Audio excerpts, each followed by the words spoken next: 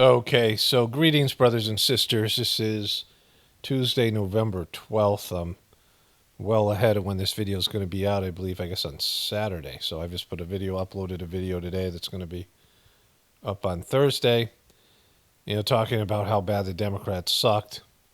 Like how bad you got to suck to lose to a guy who's hard capped at 48%. There was people who said they would never Trumper voters were 52%. And then there was people in the 48% that were like, well, probably never vote for Trump, right? He was pretty much hard capped at 40% support and 35 to 38% enthusiastic support. And then everybody else kind of didn't like the guy. And if you gave him a better choice, they would have chose that person. And, I've been saying a long time that people are really bummed about the woke culture. So when Trump was president, Trump didn't fight back against the woke agenda. He didn't fight back against the pronoun stuff or the gender stuff, which seems like it's dead now. And, in terms of political support and pundit support, I think it's dead. I don't want to say it's dead because, the neocons should have been dead after their debacle. Their movement should have died after what they did in all those illegal wars. Those horrific wars that, for Americans cost Americans money and American soldiers' lives for foreign people. 1 million Iraqis and countries destroyed, governments destroyed. The quality of life around these countries, Libya, Iraq, Afghanistan. They tried to do it in Syria. They made Syria worse. Sanctions against Iran, making it horrible conditions there for the children. Starving. Just doing real damage to people just because you're dicks, right? Neocons are real dicks. But because of the need to get rid of Trump, and they had a mutual enemy, the neocons didn't like Trump, and the Democrats didn't, they hated Trump. So the neocons gave the Democrats support, and the Democrats gave the neocons a second chance to run foreign policy, and then, of course, with the debacle in the Middle East, in the Ukraine and all these other things, which was a mutual interest of Joe Biden and the neocons, right? So the smell of failure only lasts about, 8 to 10, 12 years. And so this liberal movement might come back. But it seems like the censorship and the cancel culture and all these things are gone for now because the people who were most championing this, including Mika Brzezinski's, I'll get into her. She's got a whole piece she reads from some of these old time people. They didn't believe in this stuff. People who are over 50 have a hard time, even if you're pretty liberal, pushing for this Hollywood culture. And the Hollywood culture itself is self-destructive. If you look at the people who embrace the culture of elitists, these Hollywood people, the people in the modeling industry, and all these hyper liberals, the elite people. They usually have horrible lives, even with the privileges they enjoy, and they suffer with a lot of psychological issues, and they're low functioning. And so it's not something you can have everybody do. It's silly. They should know, it's their elite indulgences, and it's decadent, and it's unnatural, and if you try to force it on common people, people who are the backbone of America, do all the hard jobs to keep things going, it can't be sustainable, right? Those people will either reject it or they'll submit to it. If they submit to it and they embrace it, or their kids embrace it, then America will collapse because those are not, hardworking people. Those are not the kind of people that can carry a country. And so it's just, it destroys the family. It destroys the natural human connection between humans and nature, humans and God, and these things, right? And so it's not sustainable. And it's, something that people have, in an internal level, people reject it. And I've said this all along. But Trump didn't fight back against it. Trump just let it happen because he's a member of these elite people, and he has deviant and decadent appetites. He hung out with Jeffrey Epstein. And so those people just don't get it. Trump didn't get it. But the second time around, he kind of got it, not because he understood it was bad, but he understood it was good for him politically to push back against this thing. And people were desperate to hear somebody willing to do that. And so it was the most important issue. And for right now, it's, people kind of have a sense it's dead. And I hadn't seen a lot of clips and I hadn't searched for them. But YouTube recommended Jon Stewart's coverage of the election, which I guess was maybe last night. I guess maybe he went on vacation or something. I don't know, or the Daily Show. I don't know how the thing works now. But he had some montages here about the woke culture, and then I'm going to show you this clip from Mika Brzezinski and a few other clips if I can find them. But the Democrats are now pushing back against the woke culture. And so all this cancel stuff, all these community guideline strikes, all these kind of things they did, because they had pressured the social media giants to enforce these things. So until Trump does stuff that's so bad, and we'll get into Trump appointments because he started to make them, it looks like this woke culture is dead, and all that implies, because the woke culture is multiple things.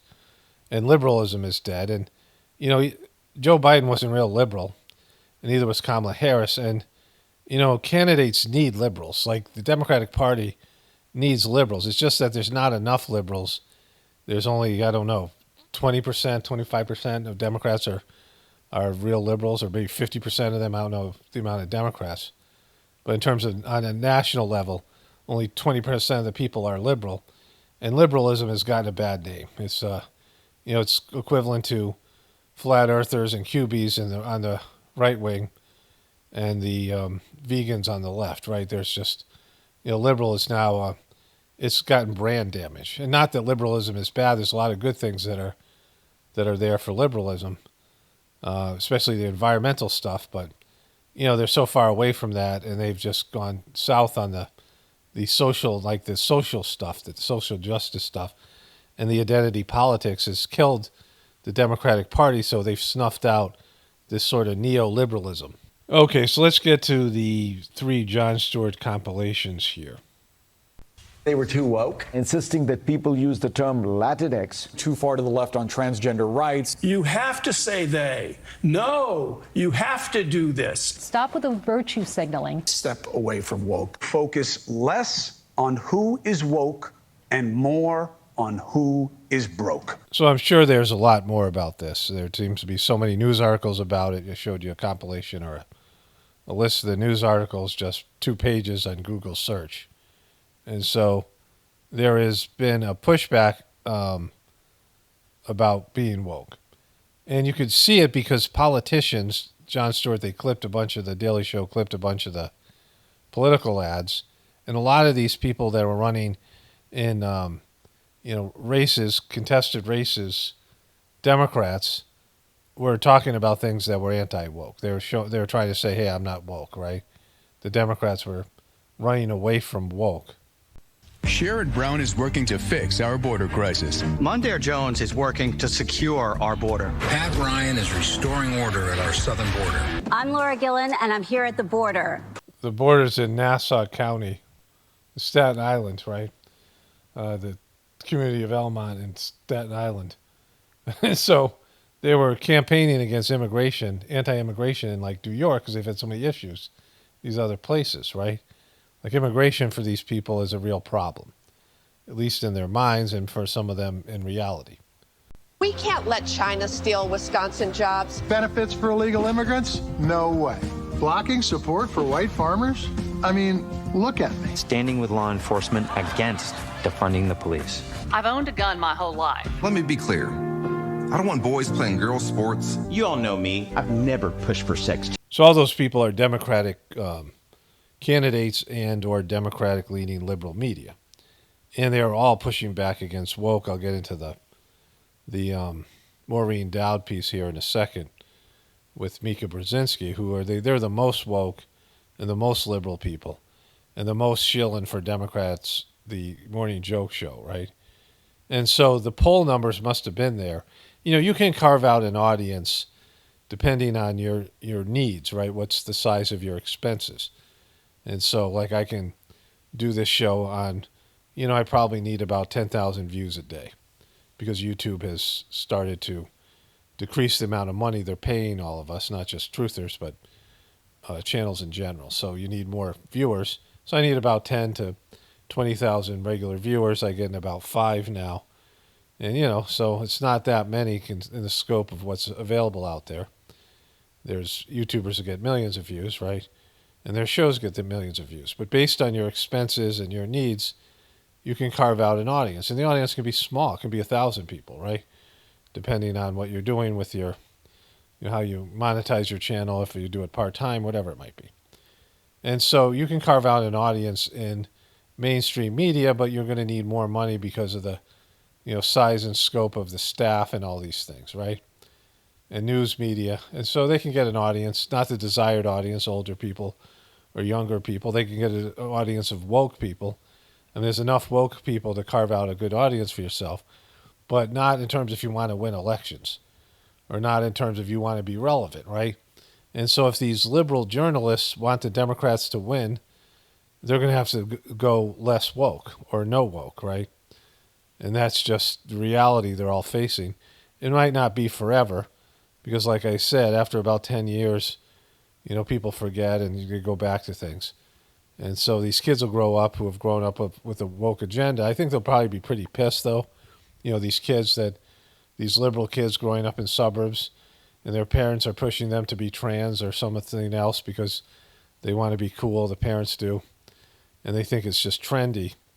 And so these kids will grow up with their parents, liberal parents, and they'll rebel against it. Just like the, conservative parents' kids rebelled against them during January 6th and started ratting them out and things.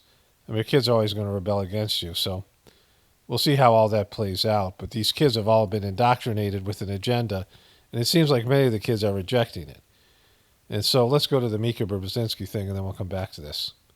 We want to get to the Maureen Dowd piece. We're going to do something a little different this morning because we're going to read the entire piece, but it's worth it. Is it worth it, right? These two dopes. Like, he used to be a Republican.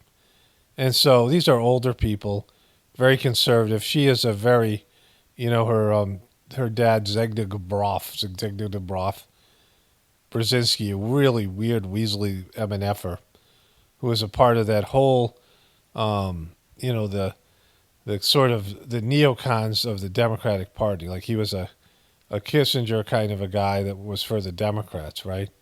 And he pushed all that agenda in those CFO, the Council on Foreign Relations, and all these other type of, organizations like that, right? And so her dad was a real player about the stuff, the New World Order stuff, basically. And they're both on the conservative side of Democrats with some liberal leanings, but they shilled so bad for the Democratic Party. And here they are bailing on the wokeism that they pushed now for a long time, right? Because they never really believed it. They just went along with it, right? I think a lot of people have already been talking about this. We got a lot of calls about this piece. And how many calls? 10? How many calls of people saying, please read the Maureen Dowd piece because we're not going to subscribe to New York Times ourselves because we're too broke and, or whatever. I mean, what kind of people would be calling her to say, read the piece? Interesting message for Democrats. Maureen Dowd's piece for the New York Times entitled Democrats and the Case of Mistaken Identity Politics. Okay, so identity politics was something that they didn't claim. Like, they tried to destroy Tucker Carlson about talking, and again, I'm not a Tucker Carlson fan, but when he talked about identity politics, and he was just ripping off, the right wing of the truth community, who was talking about identity politics, right? All of us who talked about, and I'm not a right winger, but all of us who talked about this kind of thing, the woke agenda, all these things, and again, some of the woke agenda, just the part about the woke people are like the QB people. They're kind of fucked and they don't really get it, but at least they're understanding that the government isn't what people believe it to be, the system of control, right? At least they get that part right. But there's, the pushing of this agenda, which most Americans were never for. And, in politics, that's going to kill you, especially if people are scared to talk about it publicly because they don't want to get canceled. They don't want to seem, everyone was labeled if you didn't go along with the woke agenda, right? And now these guys come late to the party when they backed it and they didn't say anything about it for years. And now they're just saying what we've been saying for years. That's what they always do, right? But they never give credit and say, yeah, you guys were right. We were fucked and you guys were right. It really crystallized how some Democrats are finally waking up and realizing Waking up? Are they waking up, Mika? that woke is broke. Woke is broke. And Maureen writes this: Donald Trump won a majority of white women and remarkable numbers of black and Latino voters and young men. Democratic insiders thought people would vote for Kamala Harris even if they didn't like her to get rid of Trump. But more people ended up voting for Trump, even though many didn't like him because they I talked about that, my last video and a little bit in this video, right? And, this is stuff I've been talking about. And I'm sure other people have been talking about in different ways over the years. And, we all were way ahead of the curve here. And, what we were talking about, lots of Americans, it doesn't matter whether lots of Americans are with you or not, because, most people are just dopes. Like, democracy really doesn't work and people suck. But, the majority of people were against this, and the Democrats just kept on pushing it, right? And they were afraid to speak up against it, because Kamala Harris is, pushing for a moderate Democratic, she had a moderate Democratic platform, and Joe Biden was a moderate. But they embraced it because they didn't want to piss off the liberals, because without the liberals, they can't win. They already pissed off a lot of the liberals who were rightly against the genocide in Israel, and so a lot of young people. And so people would rather vote for this guy who they hate, right?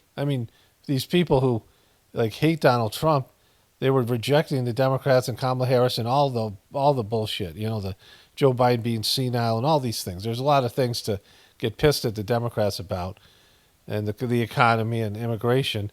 But the number one thing I think was woke politics, and these things that are about they're about how you exist in society and what you can say and what you can't say.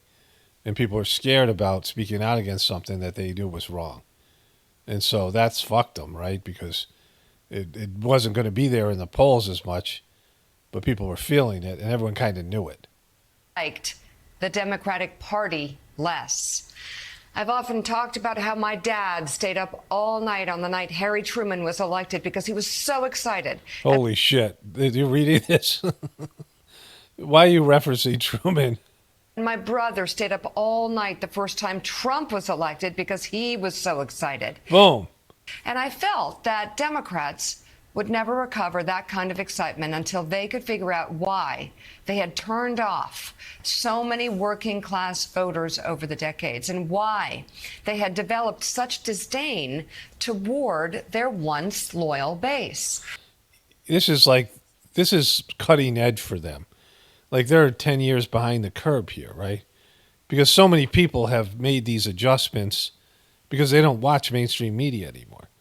And most people are getting their opinions and their point of view from the internet. From social media and these things, which is, so they're so far behind the curve here. Democratic candidates have often been avatars of elitism.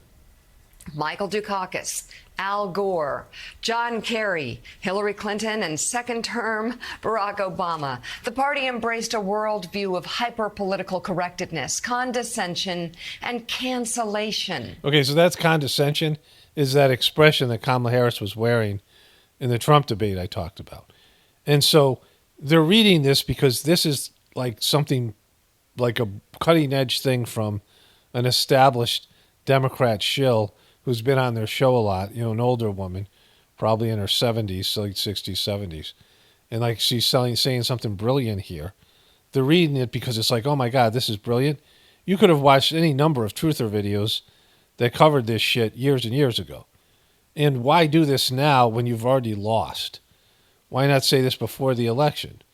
And say, you guys got to do this or you're going to end up losing. Why not say this 3 months ago? You would have been ignored, but then you would have looked like you were at least ahead of the curve. When now it all comes out after the election, who gives a shit, right? You lost, you got your asses handed to you. And all these people knew this at some level, and they were pushing back about it. When anybody talked about identity politics, they were that's not true. Someone like Tucker Carlson, who's getting his information from, the stuff that we've been doing for years, right? It's a whole different perspective. and it supported diversity statements for job applicants and faculty lounge terminology like Latinx and Black, Indigenous, people of color. This alienated half of the country or more. And the chaos and anti-Semitism at many college campuses certainly didn't help. It's only anti-Semitism when you're not committing a genocide, right? Because the genocide's kind of important. Because whatever they're saying at the college campuses is words.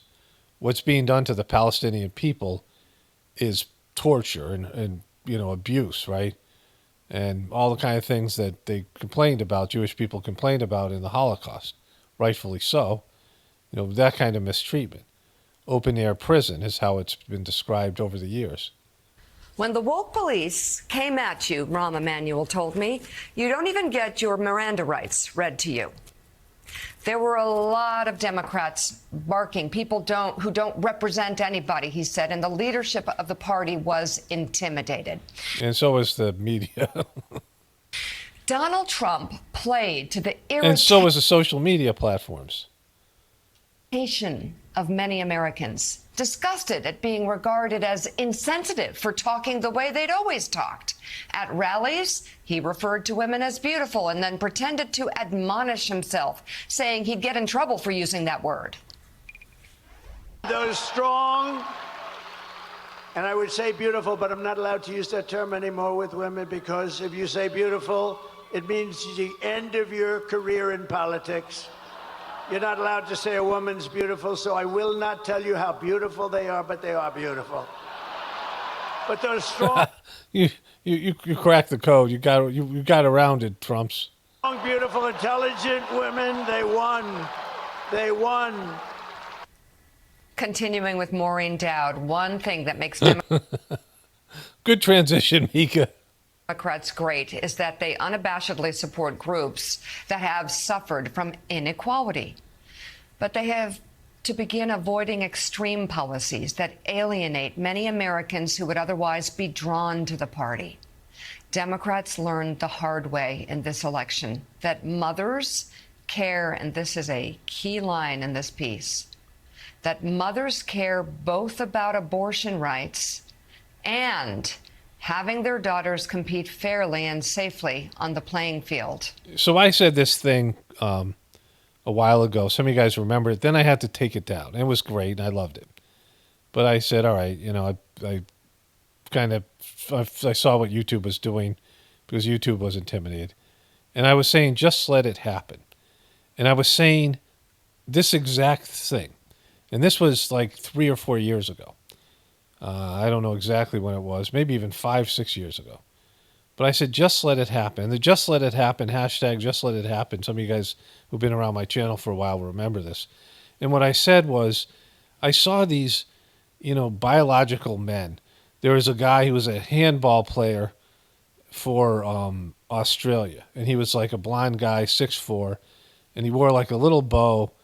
He was identifying as a woman. I don't know what, back then exactly what it was, a little bit different. The terminology was just coming about. But he was playing with women's sports, and he was a biological male, and he was just beating the shit out of these girls, like mauling them.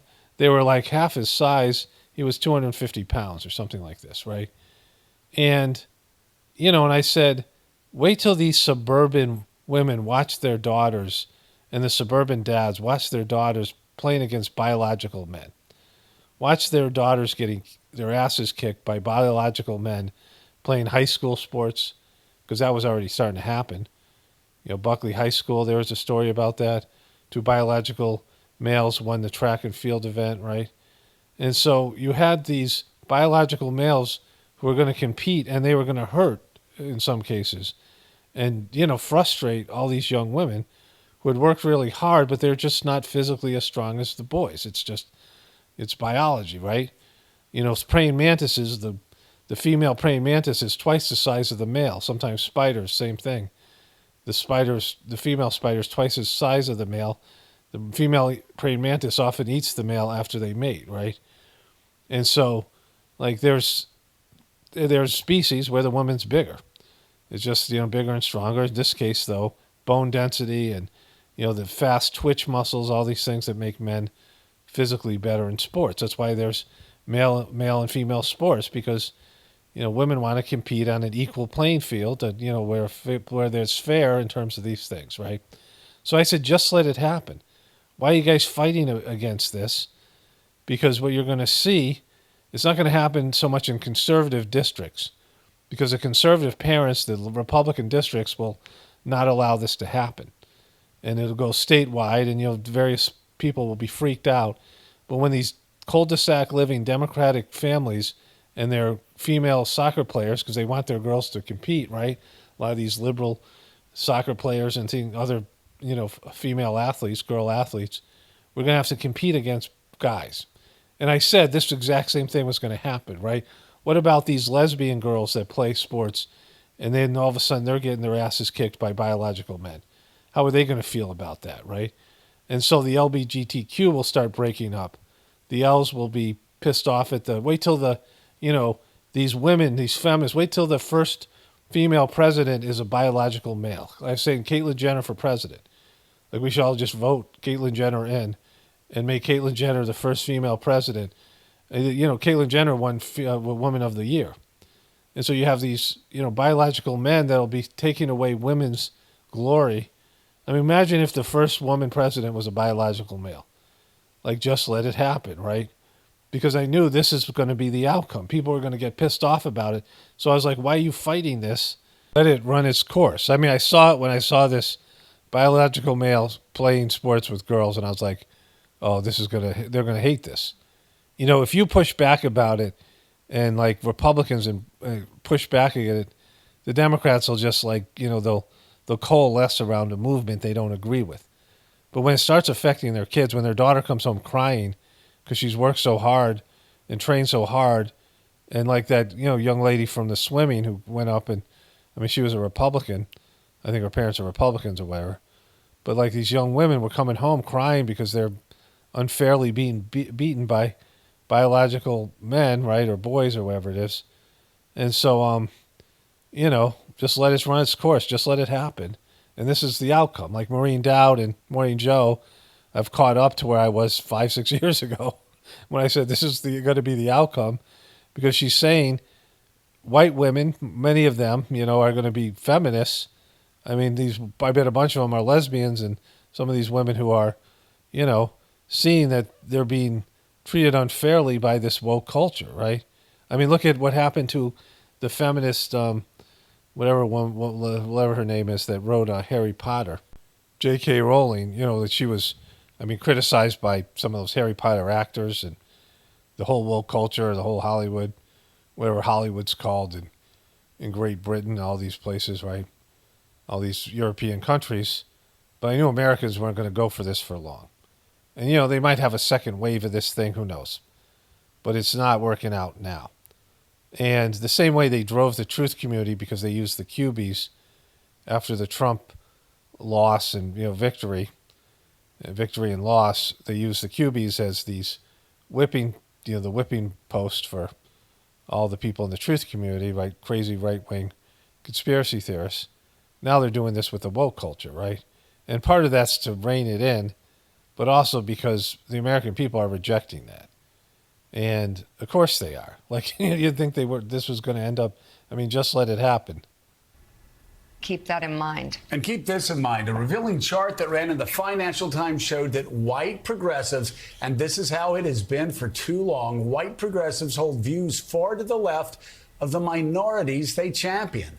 White progressives think at higher rates than Hispanic and Black Americans that, quote, racism is built into our society. And get this, many more Black and Hispanic Americans surveyed compared with white progressives responded that, quote, America is the greatest country in the world. And they're right on both those things, because there is systemic racism in our country. I may be, whatever. It just is. There is that. Like, that exists. And the greatest the greatest isn't a real, there's no, America is the greatest country is 100% subjective and opinionated. Like, greatest, why? Because we have the greatest military, because we got the greatest economy. We sure as fuck don't have the greatest people. I mean, not in terms of being good, kind people, right? I mean, I think we all can agree on that. America does not have the greatest people. We might have the best athletes. We might have the best, I don't know, military soldiers. We do have the best military soldiers. I mean, we have the, the elite level soldiers, things like that. We do have the best economy for now. I mean, China's catching up. But we certainly don't have the best people. There's nicer, better, more, kinder people in various countries around the world, probably every country. Americans are rude, entitled. There's good people in America. There's nice people. But, America's known for being assholes, right? We're like the greatest country for assholes, right? And so, it's just subjective, right?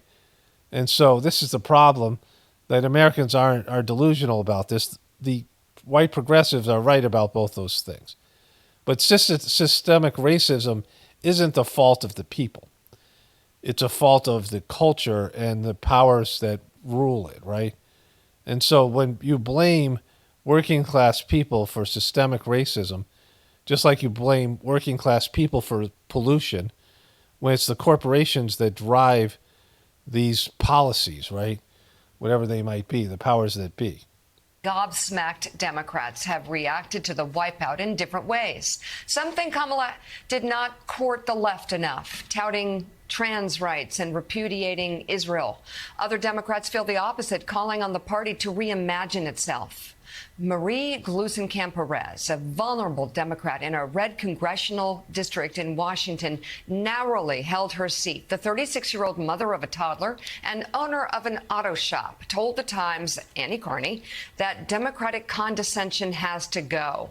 There's not one weird trick that's going to fix the Democratic Party, she said. It's going to take parents of young kids.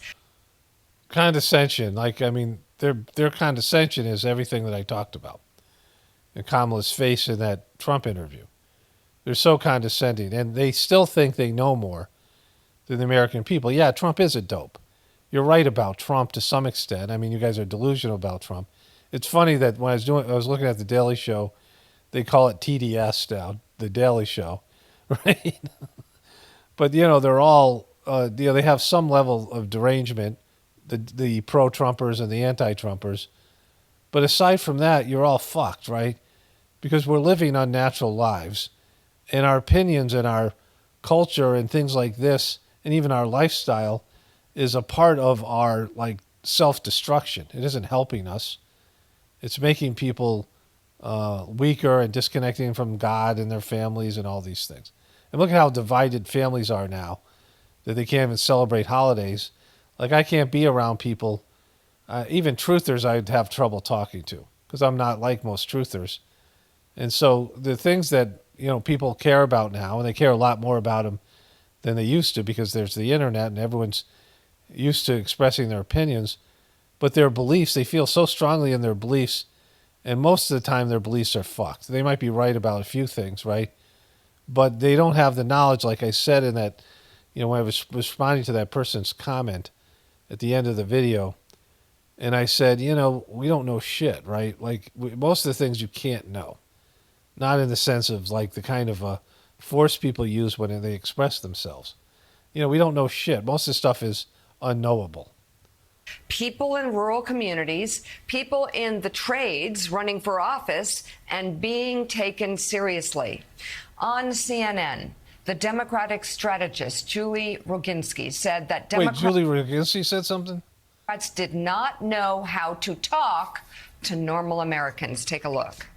We are not the party of common sense, which is what the message that voters sent to us, for a number of reasons. She's co-founder of Lift Our Voices. For a number of reasons, we don't know how to speak to voters. When we address Latino, and language has meaning. When we address Latino voters as Latinx, for instance, because that's the politically correct thing to do. It makes them think that we don't even live on the same planet as they do. When we are too afraid to say that, hey, college kids, if you're trashing a campus at Columbia University because you're unhappy about some sort of policy and you're taking over a university and you're trashing it and preventing other students from learning, that is unacceptable. But we're so worried about alienating one or another cohort in our coalition that we don't know what to say when normal people look at that and say, wait a second, I send my kids to college so they can learn, not so that they can burn buildings and trash lawns, right? Exactly. Except they're actually fighting for something kind of noble, which is the genocide of a people that you guys are just sitting there watching happen, right? Like, it's just so fucked. Like, there's things that are, like, you know, that are actually good about liberalism and all these different, you know, aspects to these different parts of our culture. But everybody thinks that their thing's the best and beyond criticism, and they think they're just so much better than the other people. Especially now with the internet. Like, everybody can find people like themselves so they can coalesce where they couldn't be able to do that in a city or in a small town. But now people find like-minded people on the internet. So we have all these various echo chambers where people tell each other how great they are and how right they are. And, you know, you go to people who tell you and agree with your beliefs and tell you you're right and you don't need to change. Everyone else has to fucking change. And so that's where we are. And so right now it's the woke culture. Before it was the cubies. But it's all these, you know, it's all these extreme groups where people think they're so right. And they think that they have to go to extraordinary means to force their beliefs on other people. And then there's a backlash to it. And then they go down. Just like, remember how the cubies disappeared for like a couple of years? You know, they're there and not like they used to be. I haven't had a QB comment in years. I don't even know if there is any QBs that find my videos anymore, how many QBs there are. But they were so prevalent before Trump lost. Remember, that was one of the great things about Trump losing. And that made me happy when all the QBs realized all their bullshit that they were believing was wrong. And they believed it for a little bit, and then they stopped. Like, then I think they went back, you know, they you know, ended up, there's just a shelf life to that kind of humiliation. And then they started doing their QB shit again, right? It's all great pumpkin stuff. Let me show you the great pumpkin thing. I got that meme. And then we'll get into some other things here. Dear Great Pumpkin, I'm looking forward to your arrival on Halloween night. So first he takes a hit off the hopium pipe. Pumpkin patch, and you'll see the Great Pumpkin with your own eyes. And then he tries to get his bitch hooked on hopium. Sitting in a pumpkin patch with a blockhead. You owe me restitution! Then his bitch realizes she's in love with a hopium addict and she wants her Skittles. She's been cheated out of her Skittles. And now his sister, who sees that her hopium addict's brother is strung out on hopium, has to go and retrieve him from the pumpkin patch. I did a lot of stupid things in my life, too. Stupid? What do you mean, stupid? You sat in a pumpkin patch all night long waiting for a pumpkin man to rescue you. It's high on hopium, and he never came. That's what we mean by stupid. Just wait till next year, Charlie Brown. You'll see. Next year at this same time, I'll find a pumpkin patch that is real sincere. But after all the evidence has been presented that Q, the great pumpkin, doesn't exist, is not going to save you, still in denial, lashing out, angry, waiting for the next hit off the hopium pipe. Let me add this piece to it as well. Kamala Harris have won. Well, there is new polling that shows that if she picked Josh Shapiro, she would have done much better in Pennsylvania and maybe even won the state. So the Harris Waltz ticket won Pennsylvania Jewish voters by 7 percentage points. However, 16% of Jewish voters say they would have voted for Kamala if she picked Josh Shapiro as So why would you do that, right? As her VP, and Harris lost Pennsylvania by just 2% of the vote. So what do you think? Do you think that this is the reason she lost Pennsylvania? How do you think Kamala Harris feels about this? How do you think Josh Shapiro feels about this? Wow, there's a lot to unpack there, Carly. All right, first of all, Well, that was them caving to those kids that are considered woke, that were anti-Israel because of the Palestinian genocide, right? Don't think she would have won Pennsylvania. However, it would have been closer. And overall, it was the biggest mistake her campaign made, except for the time she went on The View and said she would change nothing. Nothing comes to mind. So here's the thing, right? This guy was a fucking disaster because he was really liberal. He was the most woke. They got him to be a white guy that would identify with Midwestern white guys. And that's how they saw him. But, you know, they tried to paint him as a football coach and a hunter and all these things, but he, you know, had that Richard Simmons walk and skip to my Lou and all that shit that he did, very feminine. He called Trump weird, and he called J.D. Vance weirder, and he rolled out his fucking family after we saw Kamala Harris's family.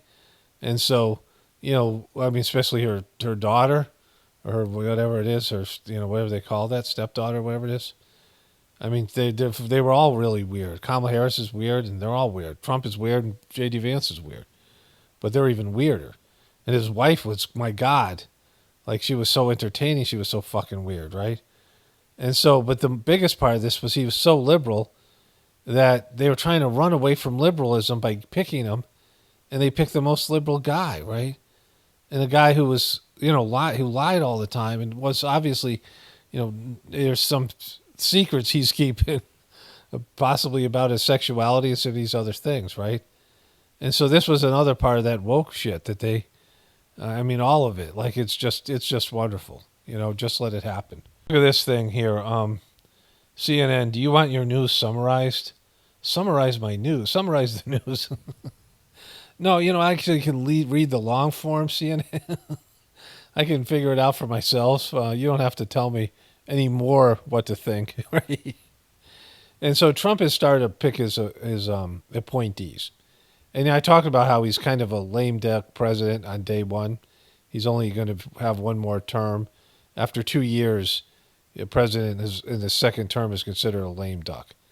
And Trump is kind of coming in sort of as a lame duck, though he had this mandate.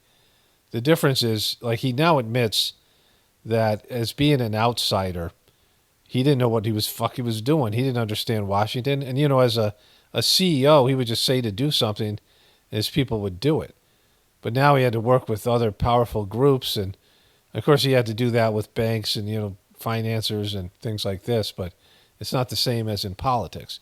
Like, he didn't understand politics at all. And he admits it, that he also had to get all these people who were insiders to do the job, and they didn't want to do his bidding because they didn't believe in what he was doing. They thought he was fucked because they were longtime politicians. But now there's a number of Trumpers in Washington, and he's starting to pick these people, or, you know, people who are Trumpers.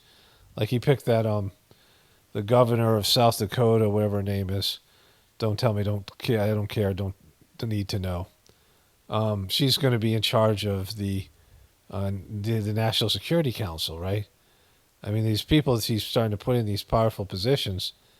And so he now has put this guy, Trump picks GOP former Congressman Lee Zeldin to lead the EPA. So it's the Environmental Protection Agency, and this guy is a deregulator, and he hates the environment, or at least he thinks the environment is secondary to the needs of the, you know, businesses and drill and all that shit, right? Where you Republicans are thinking that's a good thing, but the environment's the most important thing. Well, the way we leave this world, and that includes nuclear power and war and all this bullshit, pollution, and also spiritual pollution and the Wi-Fi and the, you know, energetic pollution, but also the hatred and the negativity that we're all leaving behind. Because that's the shit that is going to be important. All this political shit, all this belief stuff, all this other crap that people do doesn't mean shit. Because when these countries disappear, and they will, none of this stuff's going to matter.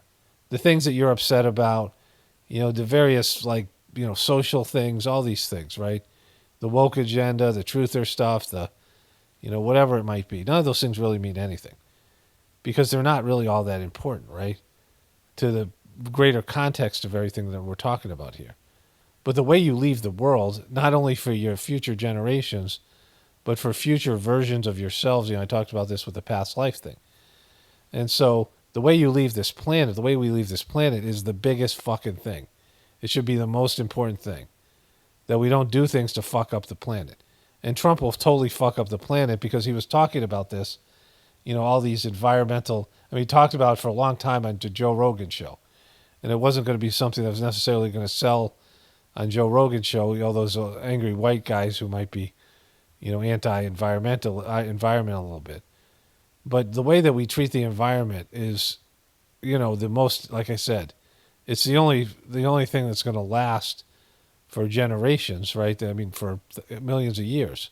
Like, we could fuck the earth up so bad that it affects people and animals here for millions of years. We have the potential to fuck it up so bad that it would take, maybe millions of years to recover and to be what it is now, like the generous planet that it is now.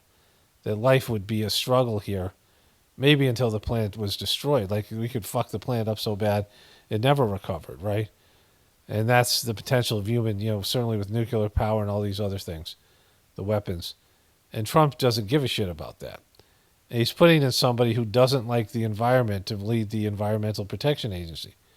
And he wants to get rid of all those regulations because when he was a builder, when he was a businessman, and now with all the things to do with the oil industry and all these other things, fracking, which should definitely not be done, and they're just going to push forward with it, and that's fucked. And this is where Trump is, putting somebody on a position that because of what Trump says and stuff that he felt like was difficult for him as a businessman, like building things and environmental stuff that was blocking this kind of stuff, the drill baby drill stuff, right? And so you have to look at the environment because we suck as people. Like there's nothing like we're not entitled to just gorge ourselves and leave a fucking wasteland for future generations. And that's not my opinion or my passion. It's the fucking truth, right? Like it'll negatively affect me. What Trump's going to do in the short term is going to reduce gas prices, right? When they start drilling and they bring in more, they get more gas out of the oil out of the ground here in America, and he wants to make America the oil capital of the world, but you fuck the environment, right? And, these beautiful places, and Trump did this with part of the, I was in Utah at the time. It's amazing out there. I mean, it's just pristine, that desert area.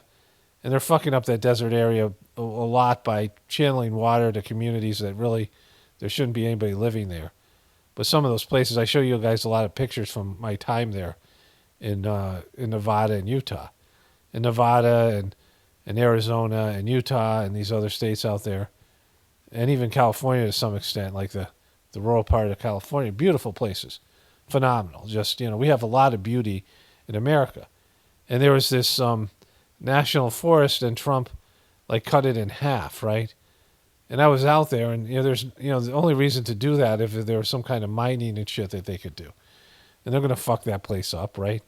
And so, we don't get to steal everything from our future versions of ourselves and our kids and our grandkids, because we're fat fucking pieces of shit that gorge ourselves on the on the resources that are there for everybody, not just people, but all these various species.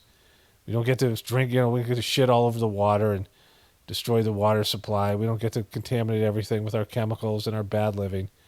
And so that's the number one thing. I mean, not because I say it's so, because it is. Like, land is going to be there forever, and people need land, and you can't fuck it up for future generations just because you're a selfish prick, right? And you want to, shit on a gold toilet like Trump or whatever it is. And so, this is a big deal. This stuff's a big deal. I mean, the woke stuff, as bad as that is, the environmental stuff is supposed to be there. And the Environmental Protection Agency protects something that people who are short-term selfish narcissists like Trump don't give a shit about. They just want immediate success and profit. And they don't care how they affect future generations because they're too short-sighted. And all the people that are with them.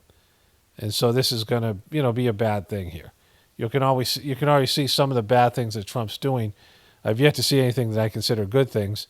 I know he's following through on immigration, and I don't know how I feel about that. I think it's probably has to be done.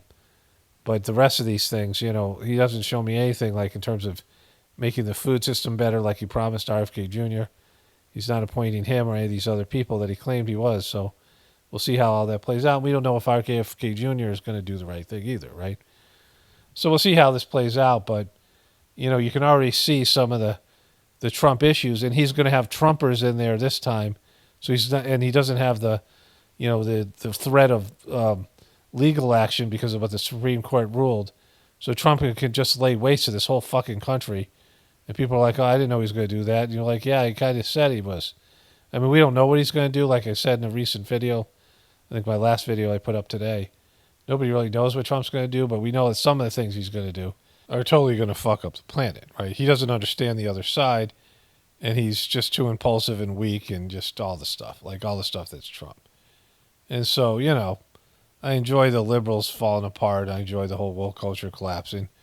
And, there's things about it that are good. But, ultimately, the Trump presidency, I mean, there's going to be the left attacking him. And as he starts to execute some of these things, and we'll see what he gets away with and what he can do and all the pushback. But, it's not good stuff. Like, it's not, he can totally fuck up the planet. And, on small scale and a large scale. But he's definitely not thinking about the big picture, right? Beyond America, beyond our individual desires and our individual lifestyle. Because there's, people who are godly people really believe in God, and you have to think about things that are about, hundreds of generations from now, or next generation, or generations after that.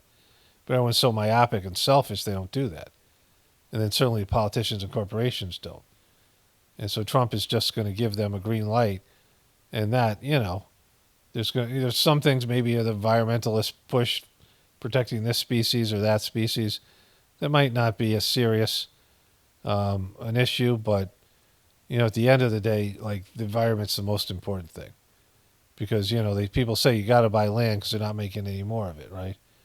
This is a planet that has a very, in some ways, a fragile ecosystem, and it's, balanced to have the kind of, the lifestyle that we have, the air that we have, the water and the clean water, the clean air, and the ability to grow food and the animal life and all these things. You can see a lot of that disappear if we, continue to go in the wrong direction. And I'm not a global warming person, but I know pollution is a real thing, and I know people suck and don't give a shit about it because they're selfish and they just want what they want right now. And Trump is the epitome of that. Okay, so the first part of this video is about wokeness, right? Today is Wednesday, November 13th. And I covered that yesterday. But I made a mistake. I said that the Democrats couldn't really set in on Trump. There's going to be a possible sentencing or some things, right? But they really couldn't set in on Trump until Trump was inaugurated. We had this waiting period between now and then. Like, Trump might say something here or there, right? But it isn't going to be the same until he started doing shit, right? And so I thought that the Democrats would just keep on going with this snake eating itself and just the blame game and all these things for the next couple of months. And I wanted to see it because it's kind of great. But I didn't realize the appointments that Trump was going to make and the complete total Democratic meltdown, rightfully so in many cases, of his appointments, right? And so we have this guy, this EPA guy, right? The guy who's the Environmental Protection Agency is supposed to be there to stop guys like this from fucking up the planet, right? And you guys who think, oh, well, this will be great, we'll get a lot of oil and our gas prices will be cheaper and these things. Yeah, that's true, that'll happen. But there'll be environmental cost. And go to China and go to some of these countries where there's no environmental protection agencies. Go to places where the government and the corporations have no thought about protecting the environment and the water supply. And see what it's like there.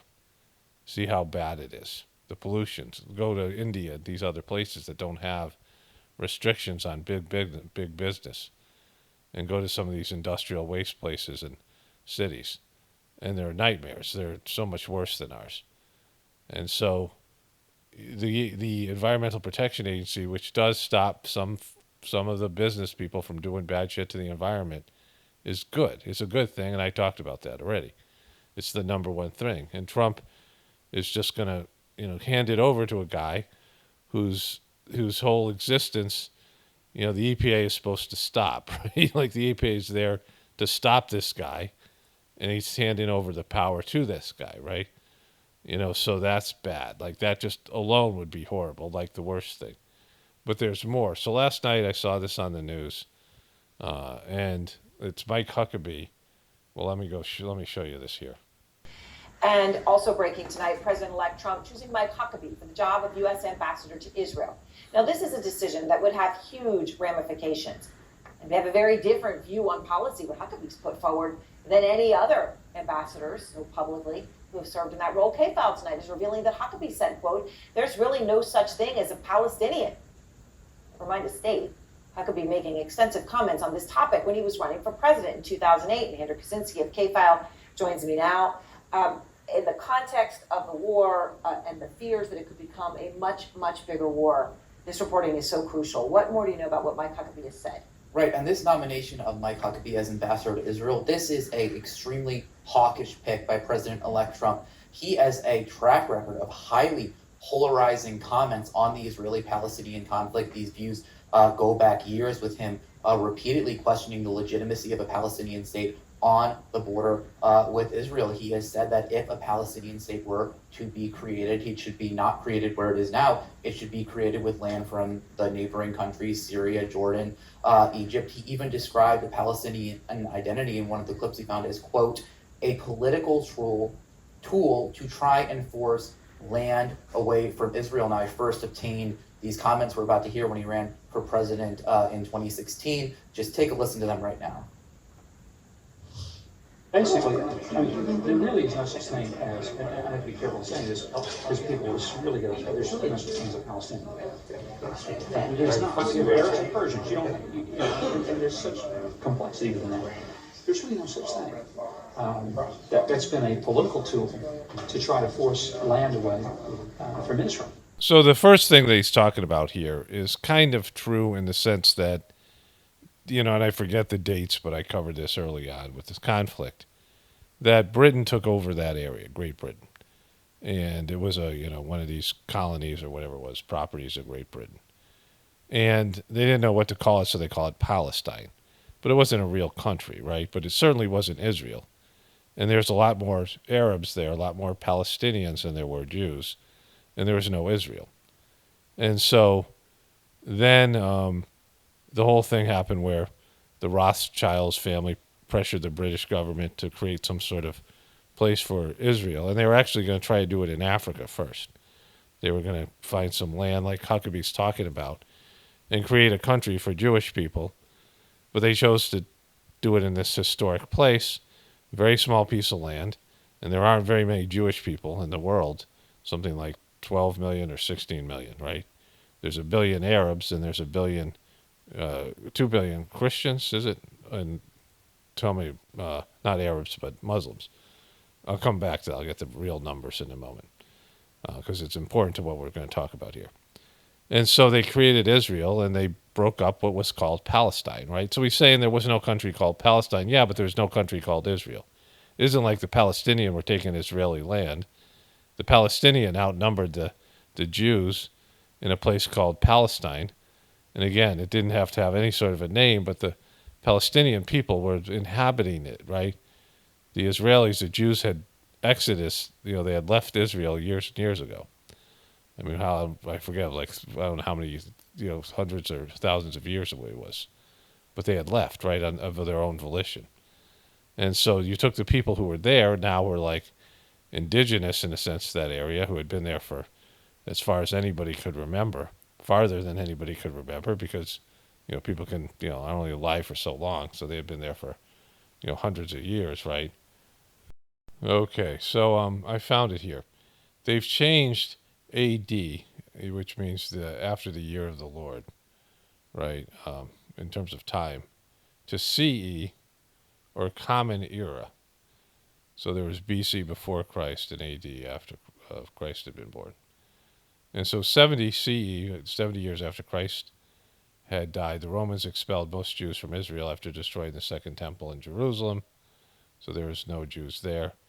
A year of 135 after Christ had been born. The Romans destroyed Jerusalem again and scattered Jews across the world. 2nd century AD, Emperor Hadrian. So now they go back to it. Prohibited Jews from entering Jerusalem. In 1920s, about 60,000 Jews left Israel in addition to 30,000 who left before the British conquest. And there was, I guess, some Jewish community members of the world's third largest Jewish community left the Soviet Union and moved to Israel in 1989. And so, Israel was not inhabited by Jews. It was various people, right? And so, Mike Huckabee has a point there. But to say that the idea of Palestine is there to take land away from the Jews is incorrect, right? But what he says here gets worse. Like, it just gets worse. Because this is not the attitude a guy who is in charge of negotiations with Israel should have, right? Like, he's more of a Zionist than they are. It's like putting Kennedy in charge of that. And I said Trump was going to hand them everything, and it's clear he is from what Mike Huckabee's about to say here. Which is obviously hugely significant. You're talking about he would, if anything, take land from neighboring countries. Obviously, the clear implications there would be for Israel to annex the West Bank, which is obviously seismic, if true. Andrew, obviously, this isn't the only time Huckabee has talked about this issue. I mean, this is an issue that he feels is deeply personal. That's right. That's right. He takes trips to Israel. This goes back all the way to 2008, where we played that initial clip from. But this is a position that he has consistently had. It is far from the only time that he has said it. He has said consistently that he opposes a two-state solution. He has said, quote, "There's plenty of land outside Israel and the rest of the world for a Palestinian state." Take a listen to him going a little bit further on that in 2015. The two-state solution, if we name two governments holding the same piece of real estate, is irrational and unworkable. If there is a two-state solution, the Palestinian state needs to be outside the boundaries of the nation of Israel. There's plenty of land in the world that we could find a place and say, okay, let's create a Palestinian state. So we did reach out to Huckabee personally. We reached out to the Trump transition, and we asked them if he stood by those comments. We didn't hear back from either of them, so it's going to be interesting to see how all of this plays out, especially with the conflict that's going on right now. Okay, so Mike Huckabee, I was going to say Mike Christian for some reason, is a big-time Zionist. The Zionists believe that God promised, the promised land. There's a thing called the promised land, and this is the promised land. This is the Israel of the Bible. And so this little strip of land here is Israel now, Israel and Palestine by the Mediterranean Sea, and it's a small piece of land, and it's almost nothing, right? I'll show you that in a moment. Well, here is on the map, right? Here's a little bit of Israel right here. And they don't even call anything Palestine. But all these countries are bigger. Lebanon's bigger. Egypt. I mean, this little piece of Egypt is bigger than, this is all of Egypt. This is a little piece of Egypt. You have Libya and Sudan, right? And these are all inhabited by Muslim people. Iran, right? These various Pakistan. I mean, all these places, Oman, Yemen, Saudi Arabia. There's a lot of Muslims here, right? So there's only 15 million Jews. There's 1.9 billion Muslims and 2.4 billion Christians. And we're going to come back to that because it's important. So you see all this land here. And a little strip of it has the Jewish people have, right? And so this is the greater Israel area is this. It's a big piece. It'd be probably the biggest country in the Middle East if you believe in the biblical teachings of the promised land, which is bullshit. God doesn't promise land to anybody. Nothing's ever promised, right? And so they believe that Israel should be this. And Mike Huckabee believes that. So it's not just Palestine they want. It's all of the rest of it, right? They don't want just Palestine, which is down here. Like, you don't even see Palestine. They show you the West Bank and the Gaza Strip. But this is a small chunk of land when this would be Israel. A big chunk of this land. It'd have access to this sea and all these other things, right? I mean, if you see it here, it covers so much stuff here, right? I mean, it's even over here, a big chunk of Saudi Arabia, all this other part, Egypt.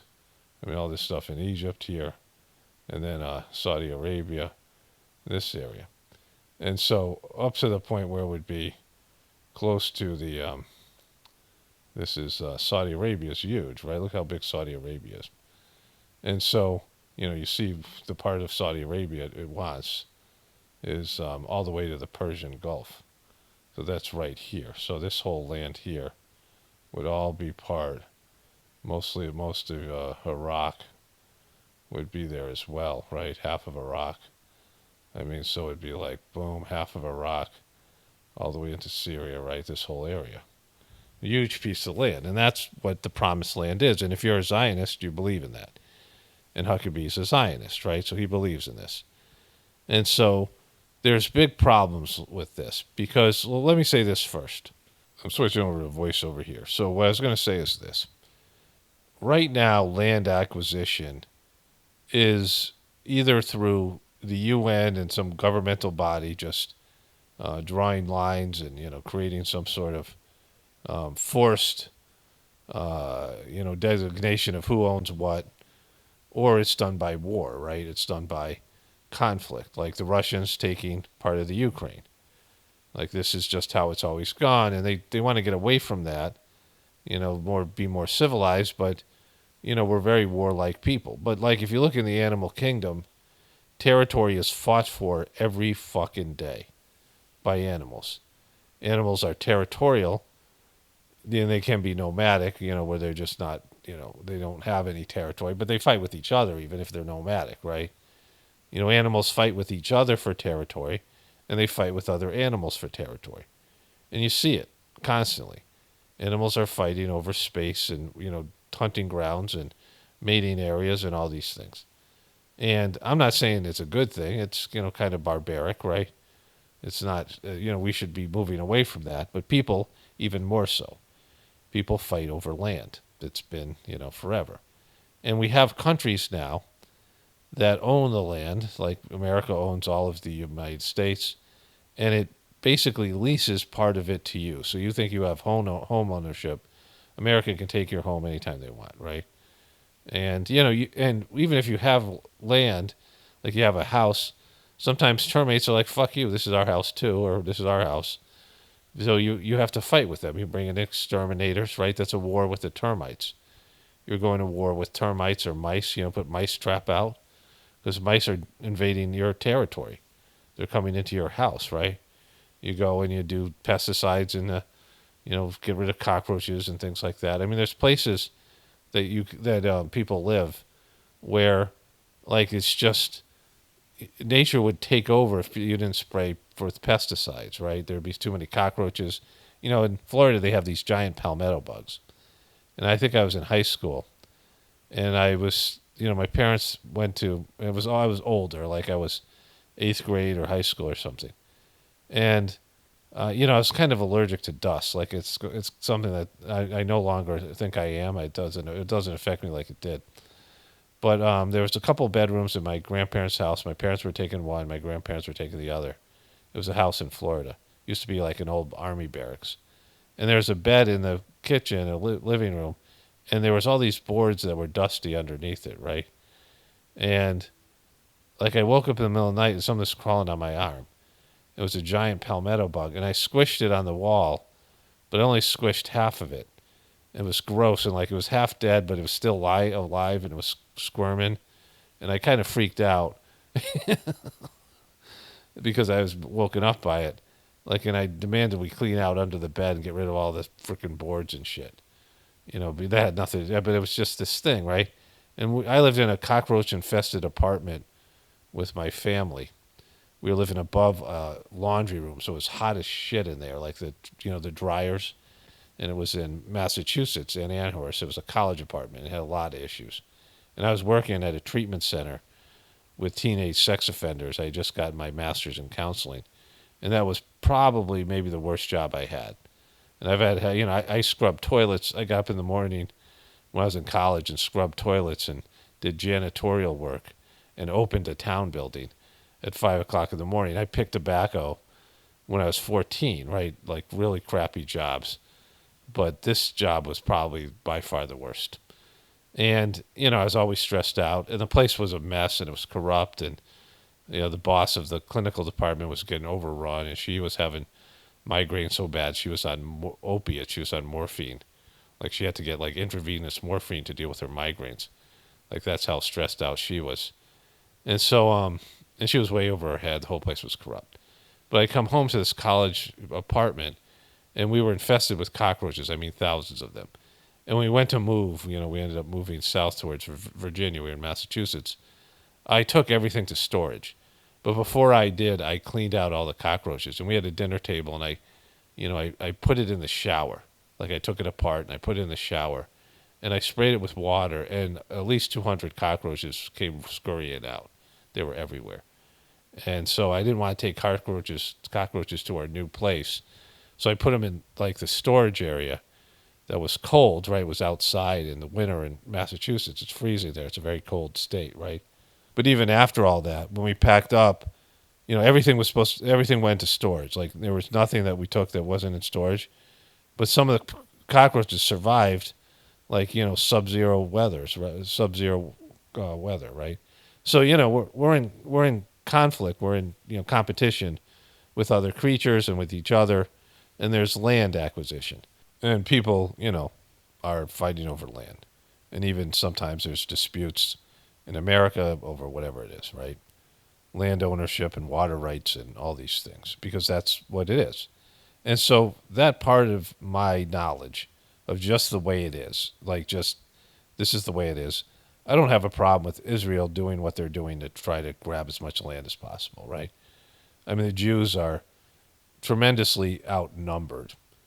Like, in terms of, and that says something about their religion, because they're the original religion of these three religions. These are three powerful religions, Judaism and Christianity and the Muslim religion, right? Judaism came first. There's the story of Isaac and Ishmael, right? Abraham's, his son with his maid, his illegitimate son with his maid, and the son with his miracle baby, Isaac, with his wife. And that's the beginning of the split, the sons of Ishmael and Isaac, right? And so that's where the sons of Ishmael became eventually the Muslims, right?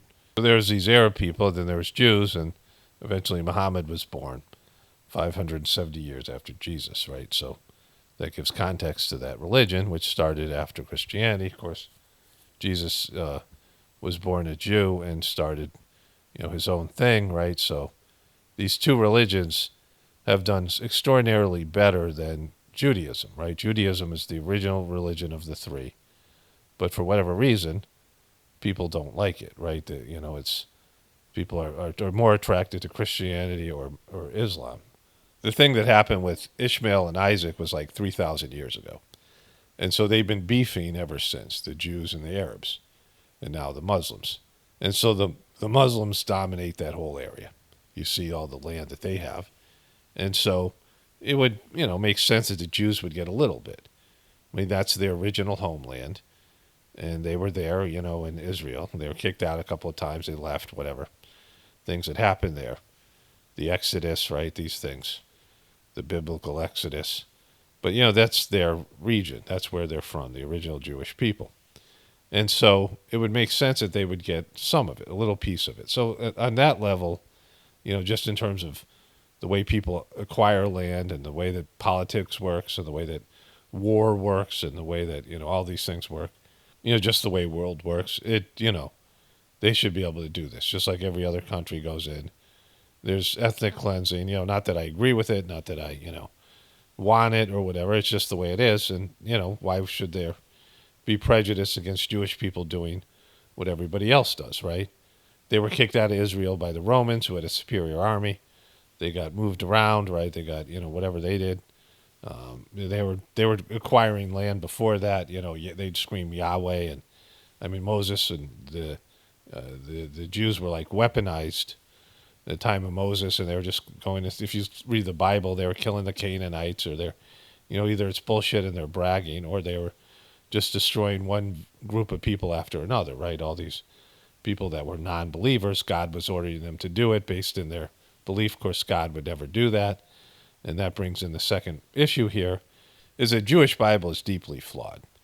And, the Jewish people have moved around, and they've been in all these different countries, and has had issues with every country, and has, had issues with the whole, debt-based economic system, right? All these things, which I'm going to get back into later. The debt-based economic system. And so, this usury system. And so they've had issues. And partly, I think the majority of it comes from, and it's also for Christians and Muslims as well, because at least part of their story is that they originated as Jewish people. So these are spin-off religions, Christianity and Islam, from the original Jewish creation story and the original Jewish beliefs of 5,000 years ago. Judaism's been around for around 5,000 years. These are these stories, right? And so the way God is presented in the Jewish Bible that's not God. That's like a demon. That's like a bad person, a bad, narcissistic, sociopathic person. God's a real crazy, vindictive, jealous, petty, angry, egotistical, narcissistic prick in the Old Testament. And that doesn't describe God. That's where the Bible just sucks. The New Testament's a lot better, but it's still not like, the Word of God. It's remedial. If you grew up with it, you've been told it's the Word of God, sure, that's what you believe. But if you compare it to other religious and spiritual texts, it's okay. Though the New Testament's okay, and the Old Testament's horrific. It's just, it's blasphemous. It's not how God is, right? And so it's caused all these problems because these three religions make up half the population. And this region is, a very contentious region because of oil and all these other things. And Israel is, even though it's a small country, it has an extraordinarily powerful military because America's been propping it up because there's a lot of strength. There's a lot of, there's a lot of Israeli lobby, Jewish lobby in America, and Jewish people hold a lot of the power positions in, Hollywood and banking industry and these things, right? There's people in the truth community that want to blame the Jews for everything. And I push back against that, and I've talked about that in various ways, right? But the one thing that you can say that's true is that Jewish people have pushed a lot of the agenda in that region and in America based in the Holocaust, right? Based in victimization, them being victimized by the German people in World War II. But it's the way they've been treating the Palestinians. So that argument gets erased. There's no higher ground here. There's no, there's no promised land. If you take the land, you take the land. Just like land is taken all the time, right? You go and take it from somebody else. That's what happens. That's what people do. But there's no divine providence here. And people believe there is. And they think it's meant to be and it's God's will, and it's fucking not. And that's always dangerous. When people believe that something's God's will and it's ordained and it's not, it's fucking dangerous. It's a bad thing. Because they do things with this idea of divine providence, manifest destiny, that God is, doing this, God is making this happen, and God isn't making it happen. So it's like, well, what happens afterwards? Well, bad shit, because you did something that you said God wanted and God didn't want it. You wanted it, and you pretended God wanted it, and you constructed some imaginary reality. And so if you just take the land and you're aware of what you're doing, and you're not putting it on God, or you're not, claiming divine providence, it's a lot better because you're not lying about it. When you lie about it, and what I'm talking about here is lying to yourself. Believing God is telling you to do something when God isn't. And maybe God is, but not for the reasons you think. Not because it's going to be a glorious, victory and you're going to live in this utopia. It's because God wants to, there's just consequences that need to happen. It isn't for you to get glory. It's because things have to be destroyed for whatever reason, right? Things have to happen. There's a divine plan, and you think you're following the divine plan, doing something that is going to bring you glory and happiness and promised, whatever it is. And, you might be doing God's will. I mean, who's to say in this case, right? But God's will isn't good. It's the end of this civilization, right? God's will right now is the end of this civilization. And why wouldn't it be? Why would God want this thing to keep on going the way it's going? If God had a mind, which God doesn't, it's automatic. But when things go away from the natural flow and order of things, and they go into some, human egotistical driven, disconnected from God type of decision making and, global domination, those things end, like everything ends. Empire's End, right? And so that part is bad. Like it's the wrong thing. It might be God's will might be for, this thing to happen. I can't imagine it wouldn't be, but it's going to be the catalyst to bigger destruction, right? World War III, and Trump is just on board because he's a fucking bum, right? He's just a moron, and he's, well, let's get into it. I want to show you some more things here. So I've had some, interesting dreams lately, and a little bit started before Trump. I mean, it was a very stressful time, just tumultuous time. I wouldn't say it was a bad time, but I was traveling, various things going on, and there's stuff in the, former spiritual organization that's now a cult that I belong to, that whole, revelation of $170 million. And you guys don't think it's as significant as these world events, but for me, Saj Marg has always been the solution, at least since I started in 1993. Started doing the meditation. And so that's more significant to me than these other things, right? That the solution, the organization has completely crumbled and is just like stupid and like a bad, like it's nothing worse than failing at a cult, right? Like trying to make something into a cult but failing. That's what's happened because of stupidity and just bad decision making. And then all the other people, like all these people I knew, many of them very saintly, more spiritual, better people than I am, and their inability to deal with and negotiate this issue, right? Because that's a part of it. And so there's all that. And there was, I was traveling, all these other things. And then, of course, the election and all these building up to that. So before 9/11, 2 weeks before, I got depressed and rattled and was feeling like something was unsettled. This has happened to me a number of times, but that's like the first time I can remember because it was the first kind of big global event that happened since I had been doing the meditation. And it's gotten worse over the years, and I can feel unsettled. Sometimes it's personal things, but sometimes it's something else, right? And since Trump's got elected, I've had very vivid dreams, woke up unsettled. Other people are going to say the same thing. They're going to say that they've experienced similar things, which I'm sure they have. And also, not because I was dreading Trump being elected, because I didn't think one person was better or worse than the other. And I am fully believing that the system should have collapsed, right? And so, I've been waking up unsettled.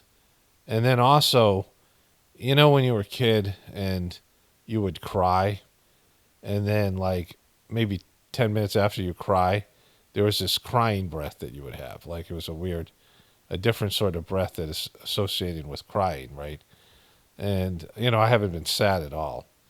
And I've been having that breath all the time, like some kind of inward sadness. So, I've been concerned about that there's something, afoot here. I've been watching everything. And now we see Trump's second term taking shape. And two of the things that I was wrong about that idea that they couldn't start talking about Trump because they were still, Trump hadn't taken power yet. But now everyone knows what's going to happen because he's made a lot of bonehead decisions here. And I'm going to show you a couple more of them, right? And, there are levels of incompetence, but also you got to understand who Trump is.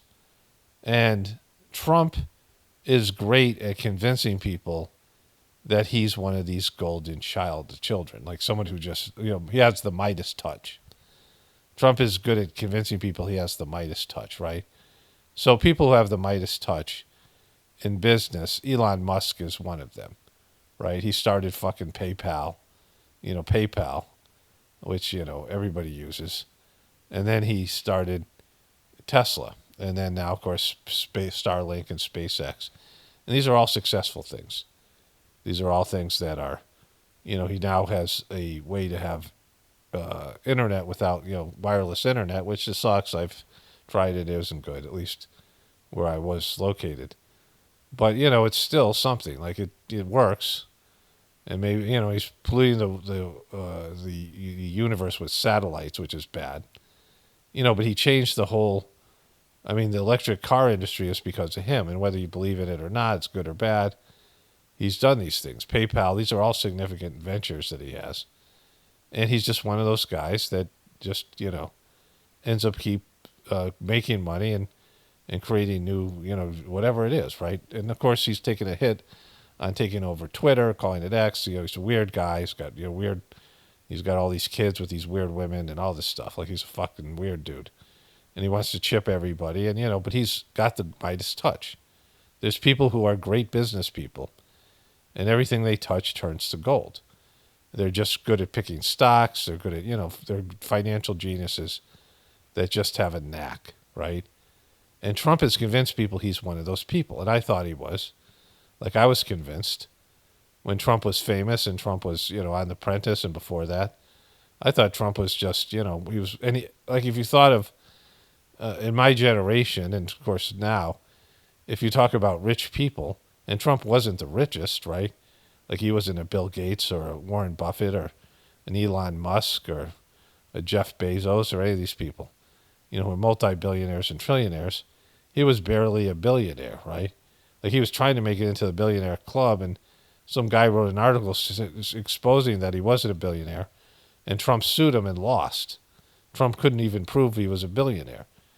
But what he was good at was he had this name, the Trump name, and he was good at promoting himself, in the WWE style and all these things that he learned over the years. And he was good at telling people how great he was and how he had the Midas touch, and people believed he had the Midas touch. We all did.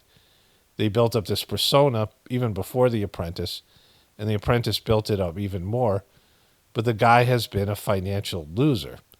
And this has been well documented, right? That's one of the reasons he doesn't want to have people see his tax returns, because they realize, people think it's because he's cheating on his taxes, but it's more because he isn't as rich as he claims he is.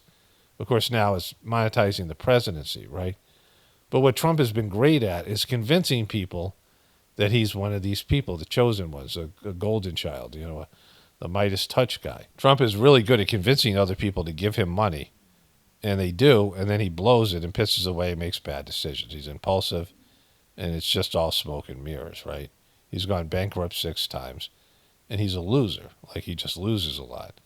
He's a failure. He fails all the time, right? And he failed at business, and he's trained to be a businessman. But he's not trained to be a politician. He's not thoughtful. And he also has this idea that whatever he does is just, he believes he's a golden child. He believes he's a chosen one, right? And the Cubies, there's Trumpers who believe he's the second coming of Christ, or he's doing God's bidding, right? All these things that people believe in him. But he's not. Like, he's a complete screw-up, and it's been documented. And that's in business, that he, it's going to be even worse in politics. He's trained for business. He's too thin-skinned. He doesn't listen to criticism. He thinks everything he thinks is like, divine providence or fucking brilliant, right? And he's just used to talking his way out of it. Like, once he fails, either goes, bankrupt or whatever it is, and he just talks his way out of it, and somebody bails him out, and now it's the American people. So many people who are desperate for hope, desperate for some solution, and they think, well, some guy who's an outsider can come in and just fix America. I got a comment, and I don't think I have it saved.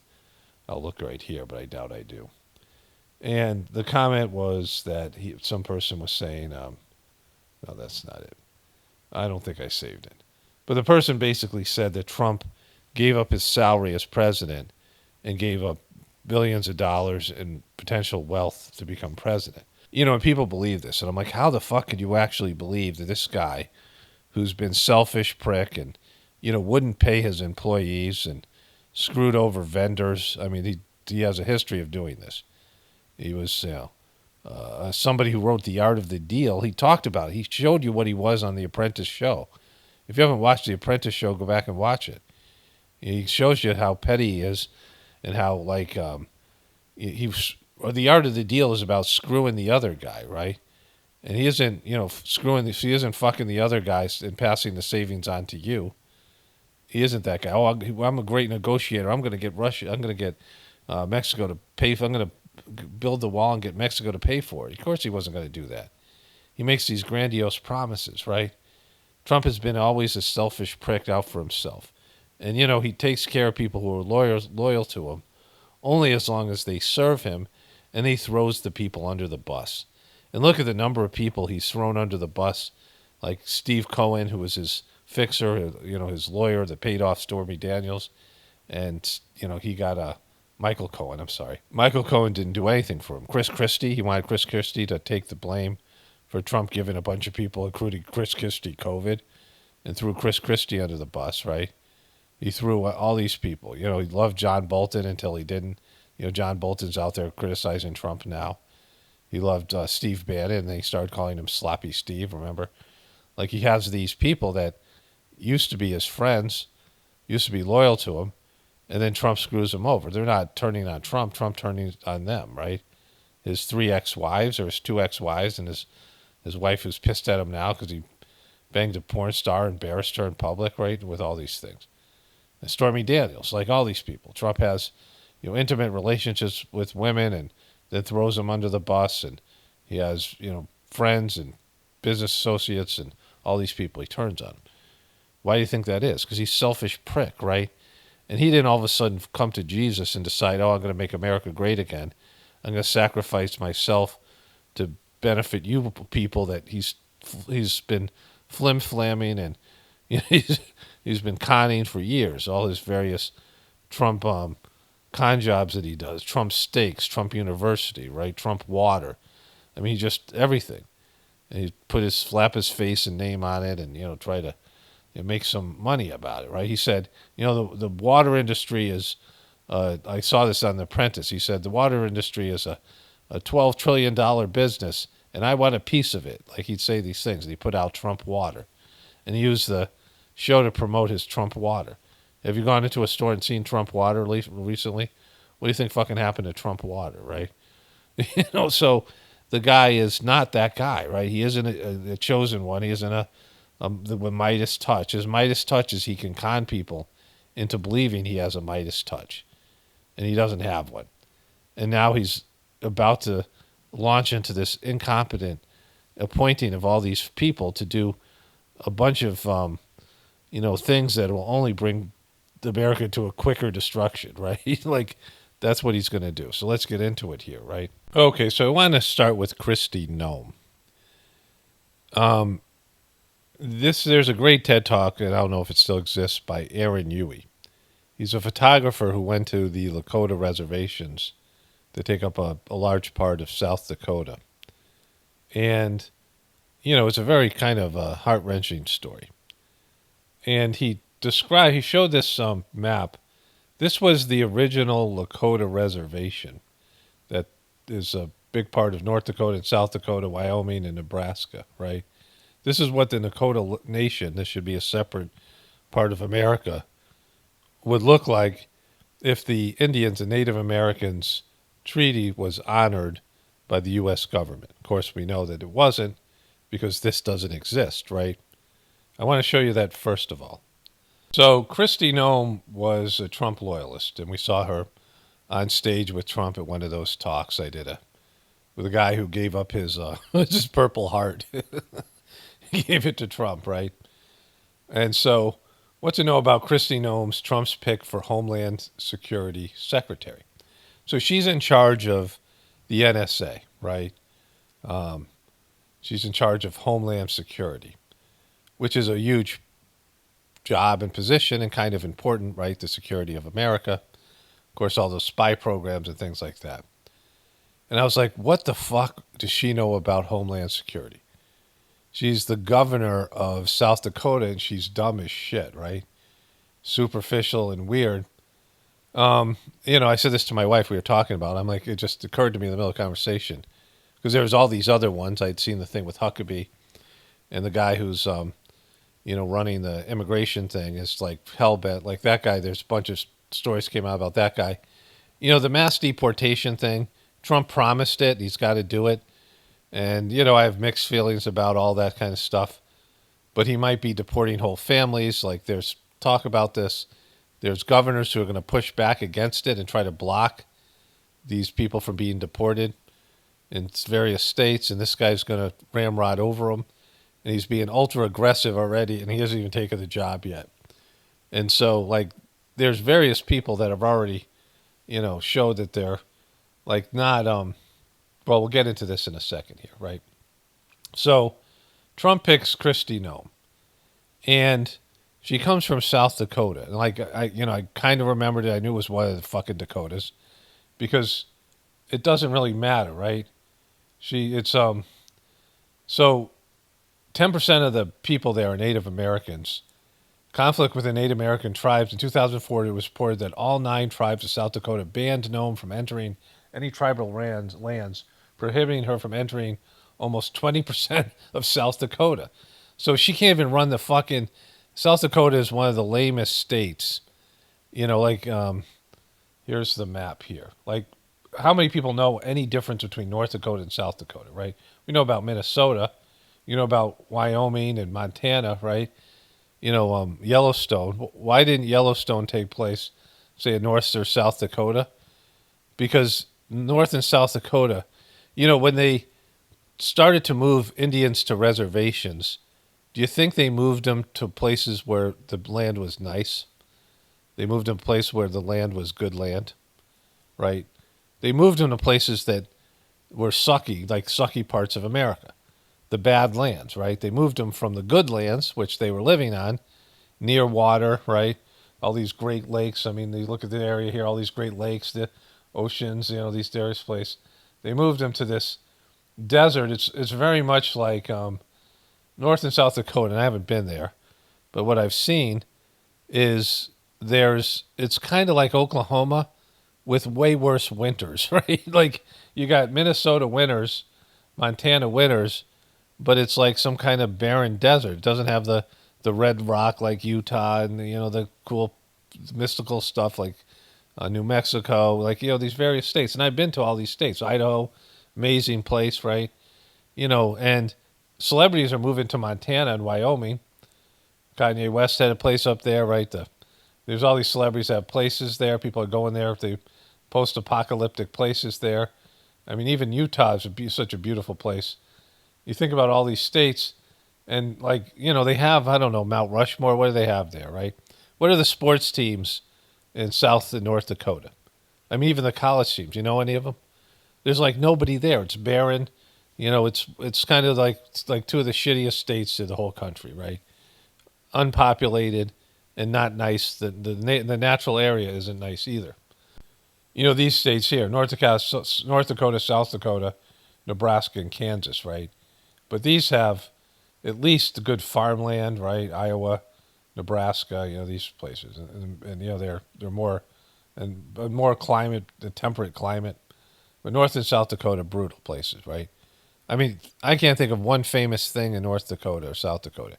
There's a good movie called, I think, Thunderheart, starring Val Kilmer. Wonderful movie. It's got a Native American movie. But most of the stuff is bad stuff, bad reservations, poverty on the reservations. 20%, a huge chunk of the state is devoted to the Indian population. Maybe they have a few casinos and things. But it's kind of a pit, right? And it's not, there's no big cities. There's no professional sports teams. I mean, what's the biggest city in South Dakota? Anybody know? Like, anybody fucking know what the biggest city? Like, this is the Indian reservation.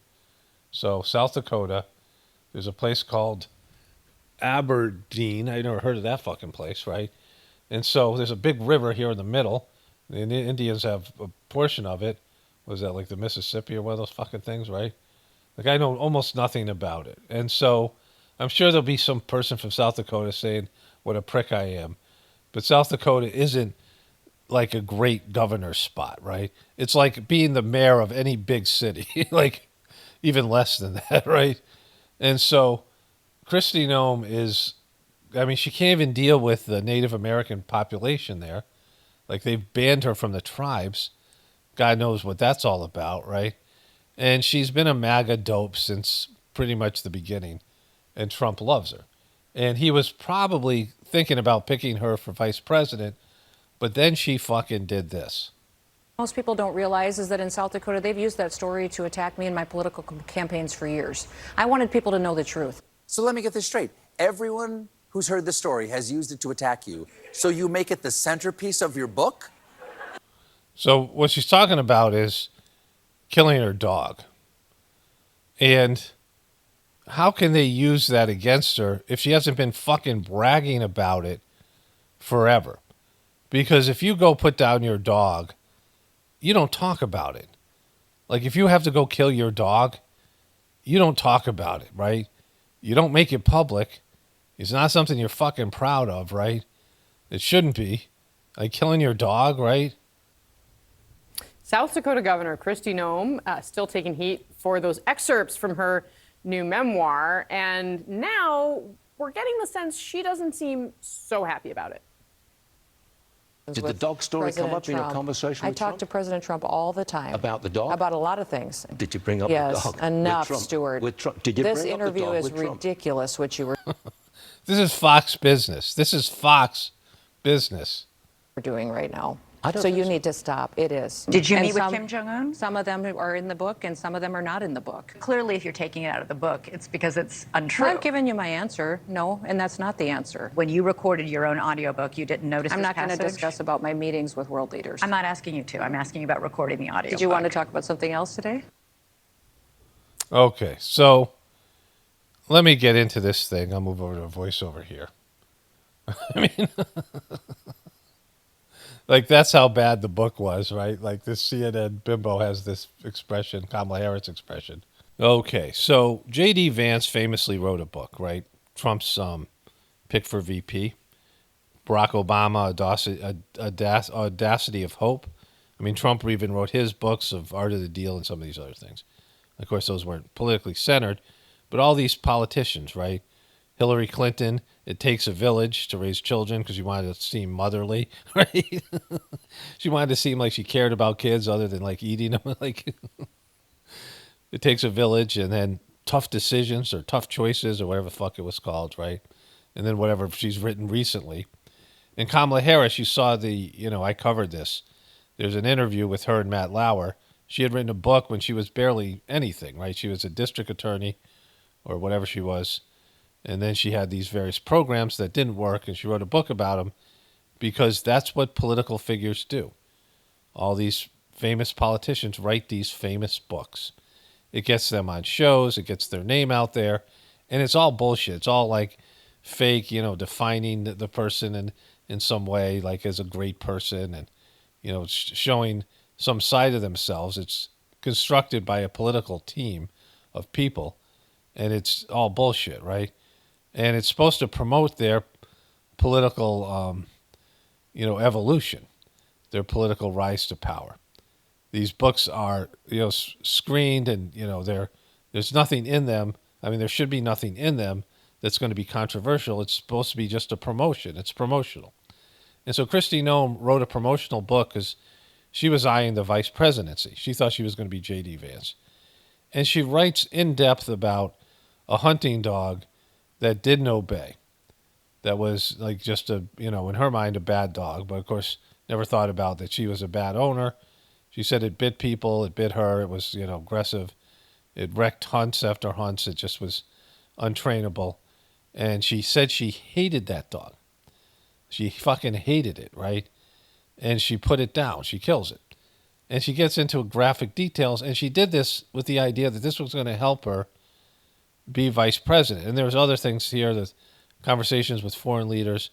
And so the book got destroyed, not just by lamestream liberal media, but by the right-wing media and Fox News. They just completely took her down because everybody knows that killing your dog is not something that you talk about to make yourself look tough, right? Women have a tough problem. Like women have to, like if they are tough, it's off-putting. Hillary Clinton is tough, but she's, heartless. And so it's a bad look for women because, the best thing about women is their maternal nature, their loving nature, right? It's, it's a blessing. I mean, not just for everybody and men particularly, but children and even more so children. But it's also something that, balances out the aggression of men. The heartfelt aspect of women, the mother's love, right? The maternal aspect of a woman. And, you know, they're supposed to talk men down from war. They're supposed to de-escalate things. But they've twisted, you know, what's important to women, the whole CIA agenda, the feminist agenda. And so, you know, we've all seen this. And so what they've done is try to make women be tough, be warriors, be in the army, all these things, right? Be, you know, not just a mom, like minimize the maternal aspect. Of course, they have men now who are, you know, biological men who are women of the year. I mean, all these things.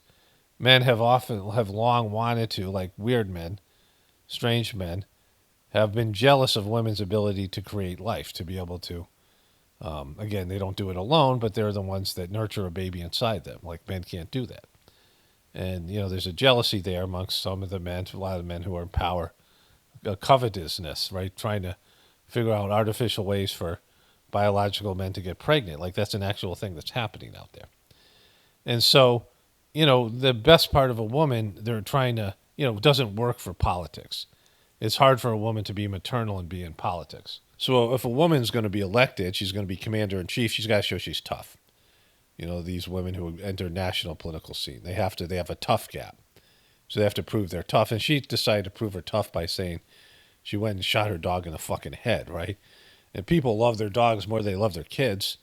You know, dogs are wonderful. Like, you know, of course, it's a bad dog or whatever, but usually those dogs are abused or mistreated. So, you know, you often blame the owner even more than you blame the parents for a bad kid. Like bad dogs, usually it's associated with bad owners. But she tried to make herself look tough by describing this graphic interaction. I mean, I heard it read, you know, I've covered it. It's brutal. Like, it's brutal and unnecessary. And if she's saying it was already out there, it's only out there because her inner circle leaked it. Like, she was telling people she killed her fucking dog because it's a story that should never have been there, right? It should never have been there. And she could have done it in some way where she had somebody else do it, like a, you know, smart politician would. Not that I'm saying that's better, but it's better. It appears to be better. But, you know, and then she wrote about it. So she's like a real moron, a real dunce. And I've seen this, you know, a number of times when I've heard her talk. Like, just clueless and not only stupid, but unlikable and, you know, can't even get along with she's like the Native American population there, for example. That's her job as governor.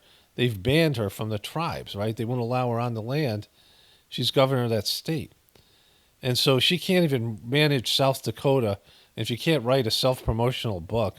She might even be VP if she had written a quality book, and if she wants a national position, then you find some national political consultants to help you, some Trump people even, to help you shape your image and craft your image in the book. It's a promotional book, and you fucked it up. Like, she goes on all these interviews, and she's getting eviscerated. But Trump, she's loyal to Trump. And so that's all it takes for Trump. He puts her in charge of national security. And she's not the worst one. There's another guy. Now, no one's talking about Kristi Noem or Huckabee or any of these other dopes that Trump appointed, because there's another guy who's like the worst of the bunch that I just found out about this morning. I was already going to do this piece, right? I was already like, well, this is all fucked and this is bad. You know, like Trump's putting in these people. And I got a whole explanation of Trump's mental state and, you know, his incompetence and how he's, you know, a couple of things here. This political capital. And he's, you know, doing all these things that, you know, it is a part of the Agenda 2025, which he tried to walk away from. And that sucks because that was a dope. Only like a moron would, you know, publish that thing. I talked about that. But he's doing all these things, and the left is freaked out, and they kind of, you know, have a point, right? They don't kind of have a point. They legitimately have a point. Because what Trump's doing, a lot of it is self-destructive, and there's no way it could end well. Like, you know, there's no way that Kristi Noem is going to make the National Security Agency better. She's incapable of it. She might be handled. She might have no power. She might be just the face of it, you know, and whatever it is, but Trump is just destroying these agencies. And I'm not saying of course, the National Security Agency sucks and the NSA sucks, right? I'm not saying it's great and it should be preserved. I've long talked about the CIA and the NSA and the FBI and these agencies that are, you know, they're coercive, they're deceptive, their whole existence, the dirty tricks, and it just degrades the political atmosphere, and every country has these these sneaky organizations of spies, right? It's just they've glorified the spy culture in movies, but it's actually kind of evil, and it's not kind of evil. It is an assassin and there's assassins and all these things. It's bad shit. But all this stuff is holding a very frail system together. Like all of it is. And it all sucks. Like I'm not saying any one part of it's good, but it all sucks. And there's things that, you just can't destroy without, it's like putting it's putting something that doesn't exist. And that's what's happened with Trump. You've taken a failed conman businessman who's done his damage, and, people have suffered financially because of him and his bad decisions and his evil nature in terms of the business world. But you've taken him out of his natural environment, and you introduced him to another ecosystem, like somebody taking a Japanese beetle and putting him in their suitcase or accidentally transporting to America. We know how that's gone, right? Any kind of thing that's that's from a completely different environment, and it goes in and starts fucking up the new environment, right? Because it's not supposed to be there, and that's Trump. And so let's go to the second phase here. Okay. So this is even worse than Kristi Noem. And it's hard to imagine. I mean, he has a guy who's, in charge of protecting the environment for an agency whose sole existence is to protect people like that from fucking up the environment. So that's probably, to me, the worst thing. But in terms of incompetence, let's get into this thing here. Breaking news, Trump naming his pick to head the Department of Defense. That's the Fox News host Pete Hegseth. Hegseth has been a longtime staunch Trump defender. Here he is back in 2020. This is a president who has said, I want to make America great again. And he's up against the forces of the left who believe that America was never great. Right. So that guy, right? Now, Anthony Blinken is the current defense secretary, and other ones were Dick Cheney and Donald Rumsfeld. I can't think of the Obama ones offhand, but they're all pieces of shit, right? These guys are neocon pieces of shit. So I'm not like saying we've always had a great person, because we've never had a great person that I know of as defense secretary. They've all been, compromised, military-industrial complex people, warmongers, whatever it is. But at least they had some experience with the agency. This guy is a Fox News, works with Fox News to whatever extent. He wrote a book, and he was in the National Guard. His military experience is 100% about being in the National Guard. Then that's, the National Guard isn't anything. There's a great movie called Southern Comfort, and there's, of course, the first Rambo movie called First Blood, where they talk about the weekend warriors. My brother used to, make fun of him because he was an Army vet. In terms of the military, the National Guard are weekend warriors, and, they have some training. I mean, I'm not going to shit all over them because I don't know, but they are kind of a joke. In terms of all the people I know who were in the military or, military people, the National Guard is kind of considered a joke, right? And it certainly isn't a part of the military administrative aspect. Like it wasn't like he was a high-ranking person in some military branch. He's a guy who was in the National Guard, right? People made fun of Tim Walz's, his military service in the National Guard. And now Trump hires a guy who's in charge of the whole military that has almost no experience with the military. I mean, certainly, the National Guard isn't that. And really doesn't have much experience with anything, right? Confess, I did not know who Pete Hegseth was until about 20 minutes ago. He does not seem to have much of a detailed background in DOD policy. To the extent he's worked on any of that stuff, it has been on veterans policy, not on DOD issues. So the lack of experience is concerning. Now, I have not heard. I guess he was maybe deployed somewhere in Afghanistan and Iraq. I'm not sure what that means, because he was, National Guard. So, we'll check that out in a moment. So I'll, give him the benefit of the doubt until we find out more about that. But, that isn't, if you're just a, what my brother would call a grunt, right? What they called, soldiers, like, lower ranking soldiers in the military. And then you're on top of that, just National Guard. You have some military experience, but mostly he wrote a book and he's been on Fox News.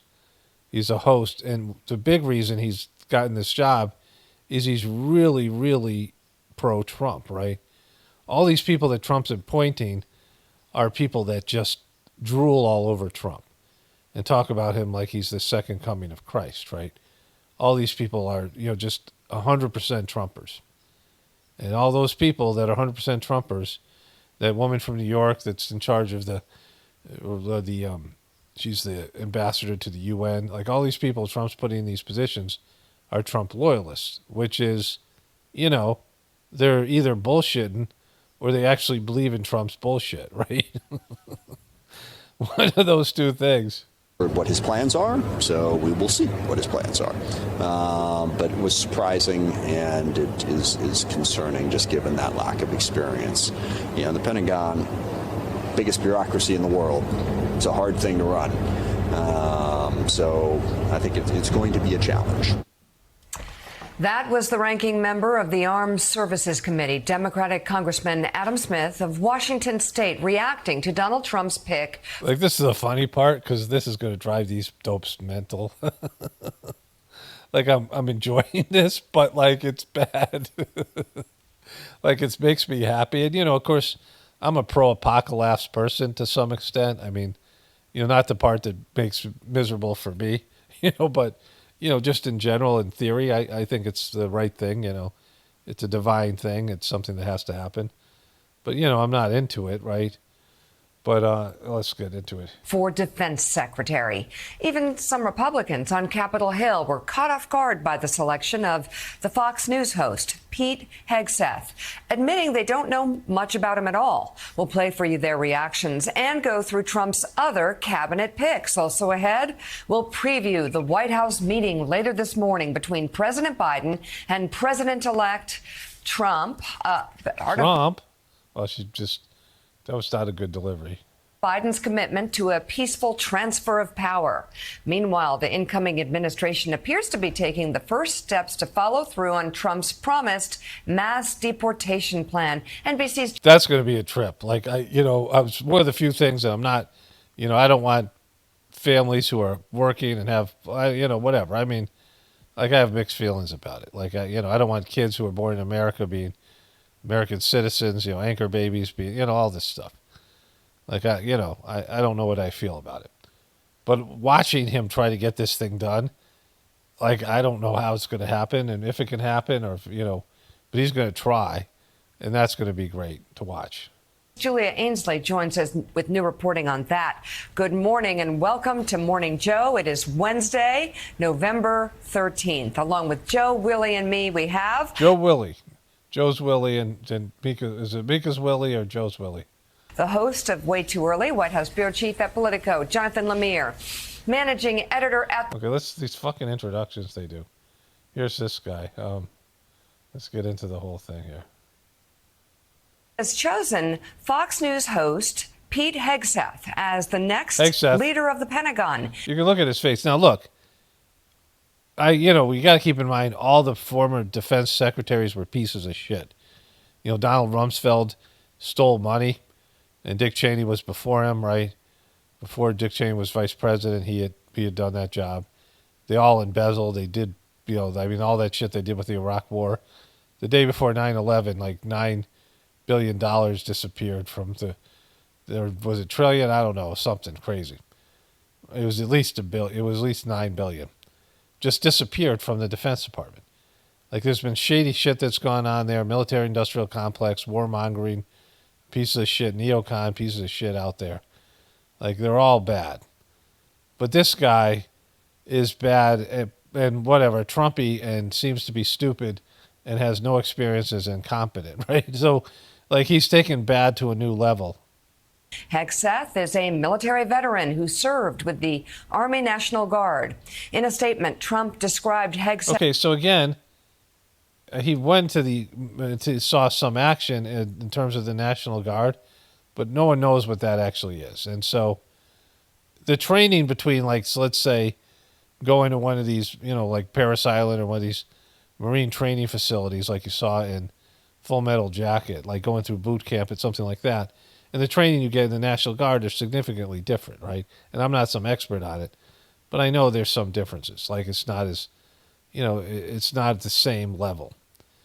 And so, again, Seth as, quote, tough, smart, and a true believer in America first. Yeah, you mean Trump first. Like, he's a true believer in Trump. During an interview on a podcast just last week, Hegseth criticized what he called woke policies in the military and said that women should not be allowed to serve in combat. There's a chance to course correct it, but it would take the new Trump administration. I'm not opposed to that because of what I've said earlier. Going after it really hard. How would they correct it? Well, first of all, you got to fire. You got to fire the chairman of the Joint Chiefs, and you got to fire this. I mean, obviously, you're going to bring in a new Secretary of Defense, but any general that was involved, which is now is him, General Admiral, whatever that was involved in any of the DEI woke, it's got to go. Either you're in for war fighting, and that's it. And that's the only litmus test we care. Look, I'm not opposed to them getting rid of the woke stuff. And I don't think women should be in combat, right? Whatever it is. Like, I mean, they can be, I don't know. Like, I don't care about it. I would, make policies about it. But my general philosophy is that women should be spared. Like, I don't think it's a great thing to be in the military. Like, I'm not a pro-military person, not a pro-war person. And it's, horrific. I mean, it fucks you up, right? Everybody I know that's associated with the military has been damaged in some way. Anybody who's gone to war, even more so. And so, that is what it is, right? But it's, for right now, a necessary evil. But the lack of experience this guy has, right? And Trump's just taking a sledgehammer to everything. Well, I'll get into this. Let me just go through this here. Care about. You got to get DEI and CRT out of military academies, so you're not training young officers to be baptized in this type of thinking. And then, whatever the standards, whatever the combat standards were, say, in, I don't know, 1995, let's just make those the standards. I think a huge one is women in combat and quotas. I think the way they pushed that under Obama in a way that had zero to do with efficacy, zero to do with lethality and capability. You don't like women in combat? No. See, some of these things I don't disagree with. I agree with some of them, at least in principle. And I don't know what this guy's other beliefs are, right? But, these things are ecosystems. Like I said, introducing something new into an ecosystem. And, you just can't just rip things out of the government, like all these things. Well, let's get rid of. There's these Republicans. They're running. I think was it before Trump or during Trump, when Trump's first election, and they started saying shit like, "Let's get rid of all these agencies, the EPA and the Department of Education. These various big government departments, and there's a lot of small government people in the truth community, and I am definitely not a big government person. And the government's bloated, and it's it's reaching into people's lives. But these things exist, and just getting rid of them can have catastrophic, issues, right? You're supposed to do like a environmental impact study before you do something like that's going to affect the environment. Like, they should have had that with like Wi-Fi. They probably do, and they didn't tell you what happened because it's probably fucking all of us. I know it's negatively affecting me to some extent. And I think all of us on a very, subtle level. But there's all these things that you can introduce into a situation. And, when there's a Washington, D.C. mindset, we're going to get into this. I'll show you this stuff with Trump, so we'll come back to this, right? It's introducing something that's not a part just because, you want outsiders. And outsiders would be great, but they're going to be insiders once they get the job, right? So they're only outsiders until they get the job. And once they get the job, they're insiders that don't know what the fuck is going on inside, right? They got a huge learning curve. Why not? I love women service members who contribute amazingly, because everything about men and women serving together makes the situation more complicated, and complication in combat means casualties are worse. So, Willie, obviously a lot of concern among Democrats, among some Republicans. But this obviously is going to be, I think I saw Jake Sherman say yesterday. Let's see if we can find the people talking about it who are Republicans. But I think it's very telling that they're not coming out publicly and criticizing it. That's right here. Here in the coming days and weeks. And as Adam Smith said, judge him by what he says then. Yeah, we heard some Republicans not critical of the pick openly, but wondering about the pick, saying some of the Republicans now saying, I don't even know who he is. But I think it's very telling that they're not coming out publicly and criticizing it. That's the power of Trump. These men and women in the Senate, these men and women in the House don't want to cross him. They believe he is swept in with a mandate. And whatever he does, we'll see how they vote. We'll see the questions they pose when, as you say, when it comes down to confirmation time. But at least publicly, we're not hearing. So here's the thing. Let me switch over to voiceover here. Okay, so I've said this in recent videos. You know, Trump was on the Joe Rogan interview that he did, a show, and he said that he didn't know what he was doing when he was first made, president. Let me see if I can find that clip here. Is involved with approximately 10,000 appointments. So you'll appoint a Secretary of State, and he or she will appoint a lot of people. So it's a lot. But in terms of major ones, you probably have like 100, but they're big ones. Treasury, state, military. And how did you know who to appoint? So Joe Rogan wanted to know what it was like to go from being a businessman to being a president, right? And it was like when he first got into the presidency. And Trump goes this long fucking totally irrelevant story about the Lincoln bedroom and all these things. Joe Rogan has to redirect him. I forgot about all this. He has to redirect him over and over again. He's trying to get the idea of what it was like, because you're doing something completely different, right?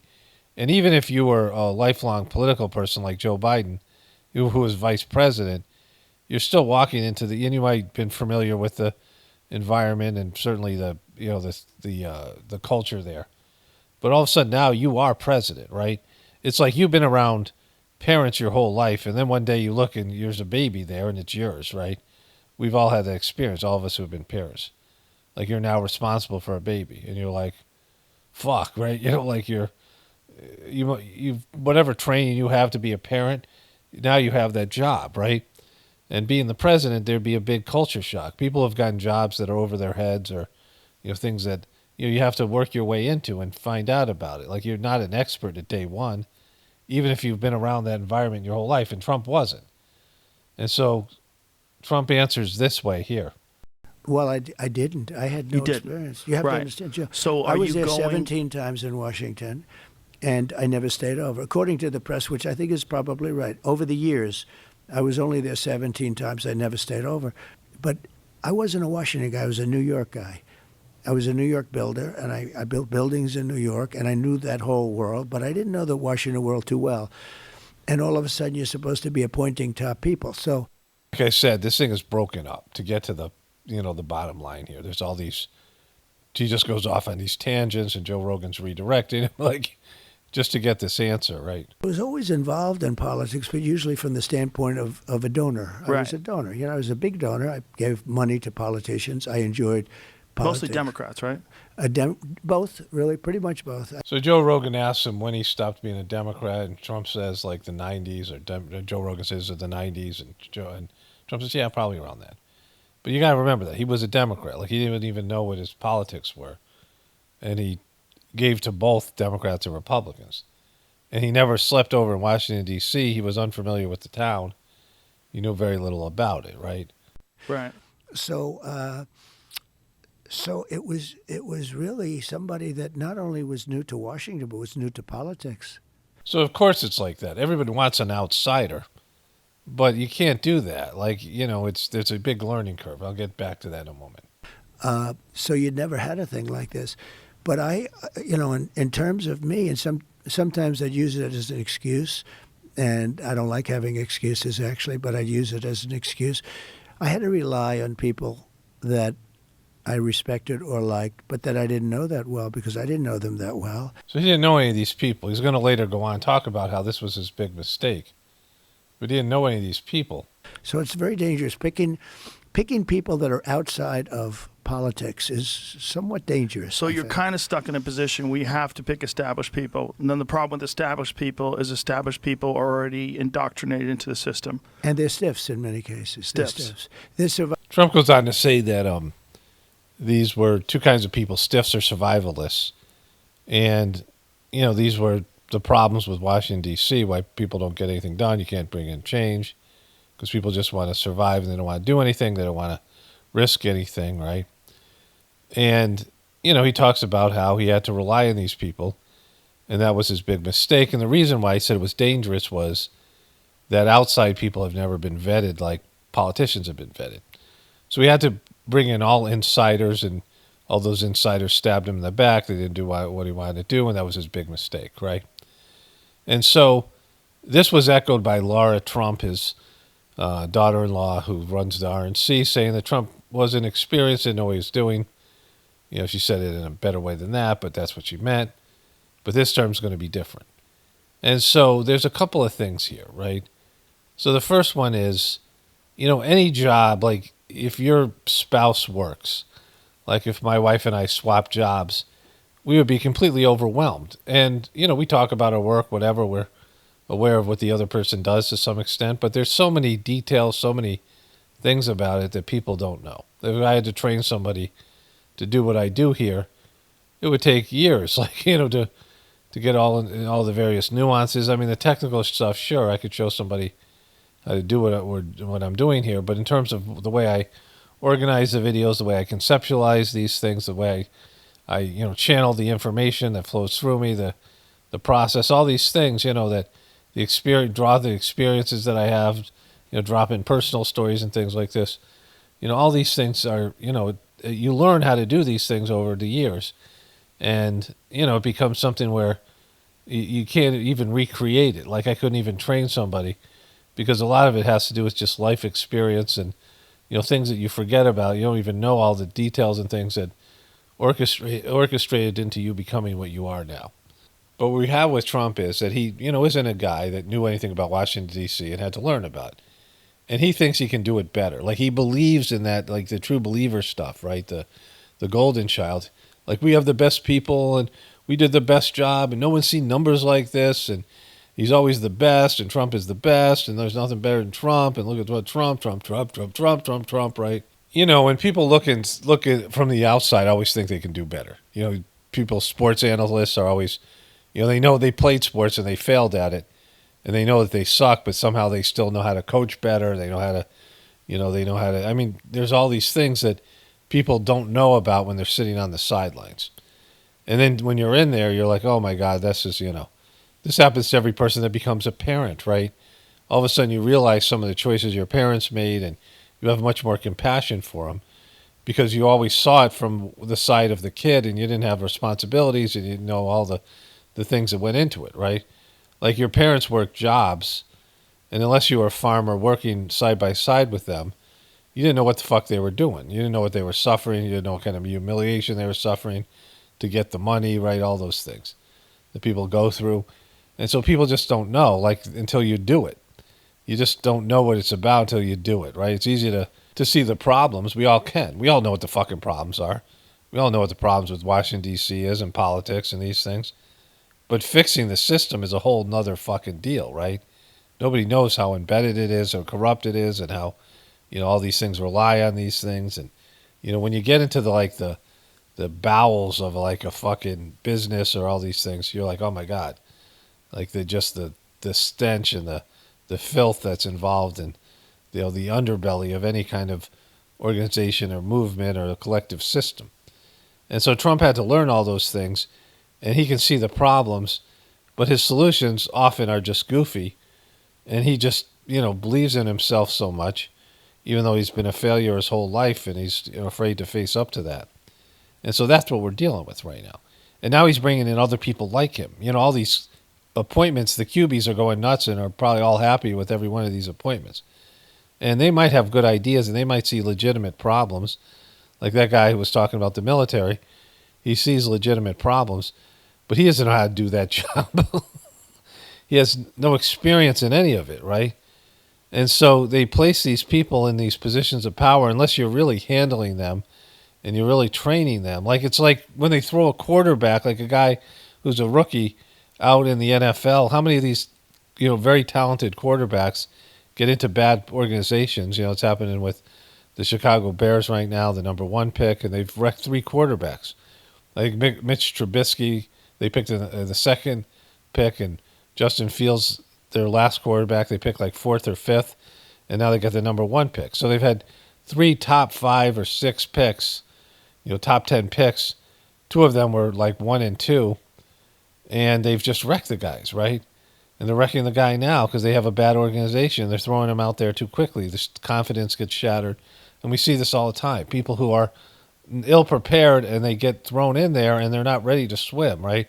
It's like throwing a baby in the water, sink or swim, like they've just first been born. And actually, that works. If they do, have babies that are born underwater, so that's not a good example.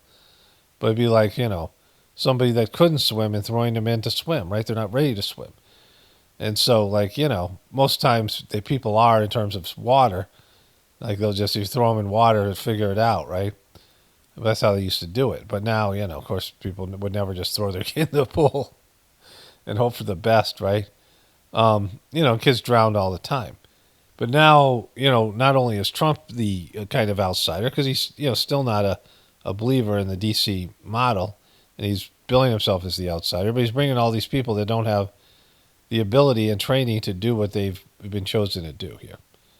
And some of these people are just completely fucked, like they're to ass backwards.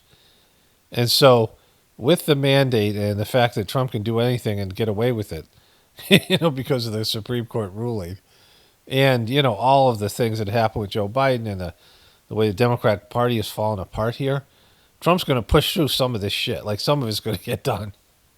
And he's going to destroy some stuff. And it's going to have effects, right? And I'm a little bit wary of it, even for somebody who's looking forward to some extent for the apocalypse. It's right in our face right now. And, not only the stuff that Trump can't do or that's bad or, that's broken that he can't fix or, his ideas are flawed and he's, just a loser. But there are things that can't be fixed. There are things that, they just need to be left alone. They're going to break down, but don't mess around with them now. You're not going to fix it, so don't fuck around with it now. Just let it be, especially when you don't know how to fix it. The kind of people that take things apart and then can't remember how to put it back together, right? I've been that guy before, so you don't want to do that, right? And so Trump's going to take it apart, and I'm pretty sure he can't put it back together. And a lot of it just can't be put back together because it's too broken anyway. And so that's where we are right now. Let me just wrap this up here, and I'll see if I want to add anything tomorrow. Okay, so I started doing a long voiceover that has to do with life and death and stuff to do with Trump. I'm not going to redo it here, obviously, but it was going to be the end of this video, but it's already a half hour long, and I thought it would be more important to put it in the beginning of the next video. So kind of talking about all the things to do with Trump and this, he's an outsider, which I can talk about here. Trump's an outsider to the political system, and the political system sucks, but that doesn't mean the outsider has any way of making it better. And all these people he's bringing with him, it's completely untested, and a lot of them come from these ideas of a fucked up person who's very incompetent at pretty much everything but selling people on himself. He's great at selling himself. He's amazing at selling himself, to certain demographics and people, but he's been able to do it over and over again. He can get people to buy into him, but then, he fails. They're buying into a failure. and he's, great at these things, and you can see it. And now he's got all these believers behind him, true believers, and just an open pathway to failure that's not being blocked and not being stopped, and just comes with a lot of, I'm looking at the, clip of what's, the RNC where he's about to give his speech and things. And, the guy, the ketchup gate and all these things. And a lot of people that are so scared and worried about the collapse of the system, which I get into at the beginning of the next video. It's kind of an epic, voiceover. That's why I wanted to put it at the beginning. Sometimes things just go in a direction that I'm like, oh, this is, more profound. And that was one of those times, so he's just not the kind of guy that can deliver, but he's the kind of guy that can sell you on himself, and you buy into it, and you follow him as he takes everybody over the cliff. And so it looks like he's going to expedite the collapse of America, which, Kamala, as bad as she sucked, they would have just kept everything the same. We're going down. It's not like things were going to get better. They're going to get worse. But Trump is going to destroy it. He's breaking it up, right? It's like the guy who buys a football team or basketball team or, whatever it is, professional sports team, and blows it up. Or buys a company and blows it up and tries to rebuild it because it's failing. The sports team is losing. And things get worse, right? So they don't get better, they get worse. They fire everybody. And as bad as they are, as low as they're functioning, after firing everybody and losing all these, positions and knowledge and things, and a lot of these people might have been holding something together that was potentially going to fail a lot worse. And, and that happens. And so that's what Trump is clearly doing here. Only spirituality will save this world. It's Paul Romano, definitely important for the apocalypse and the ascension. Everyone have a blessed day and be grateful.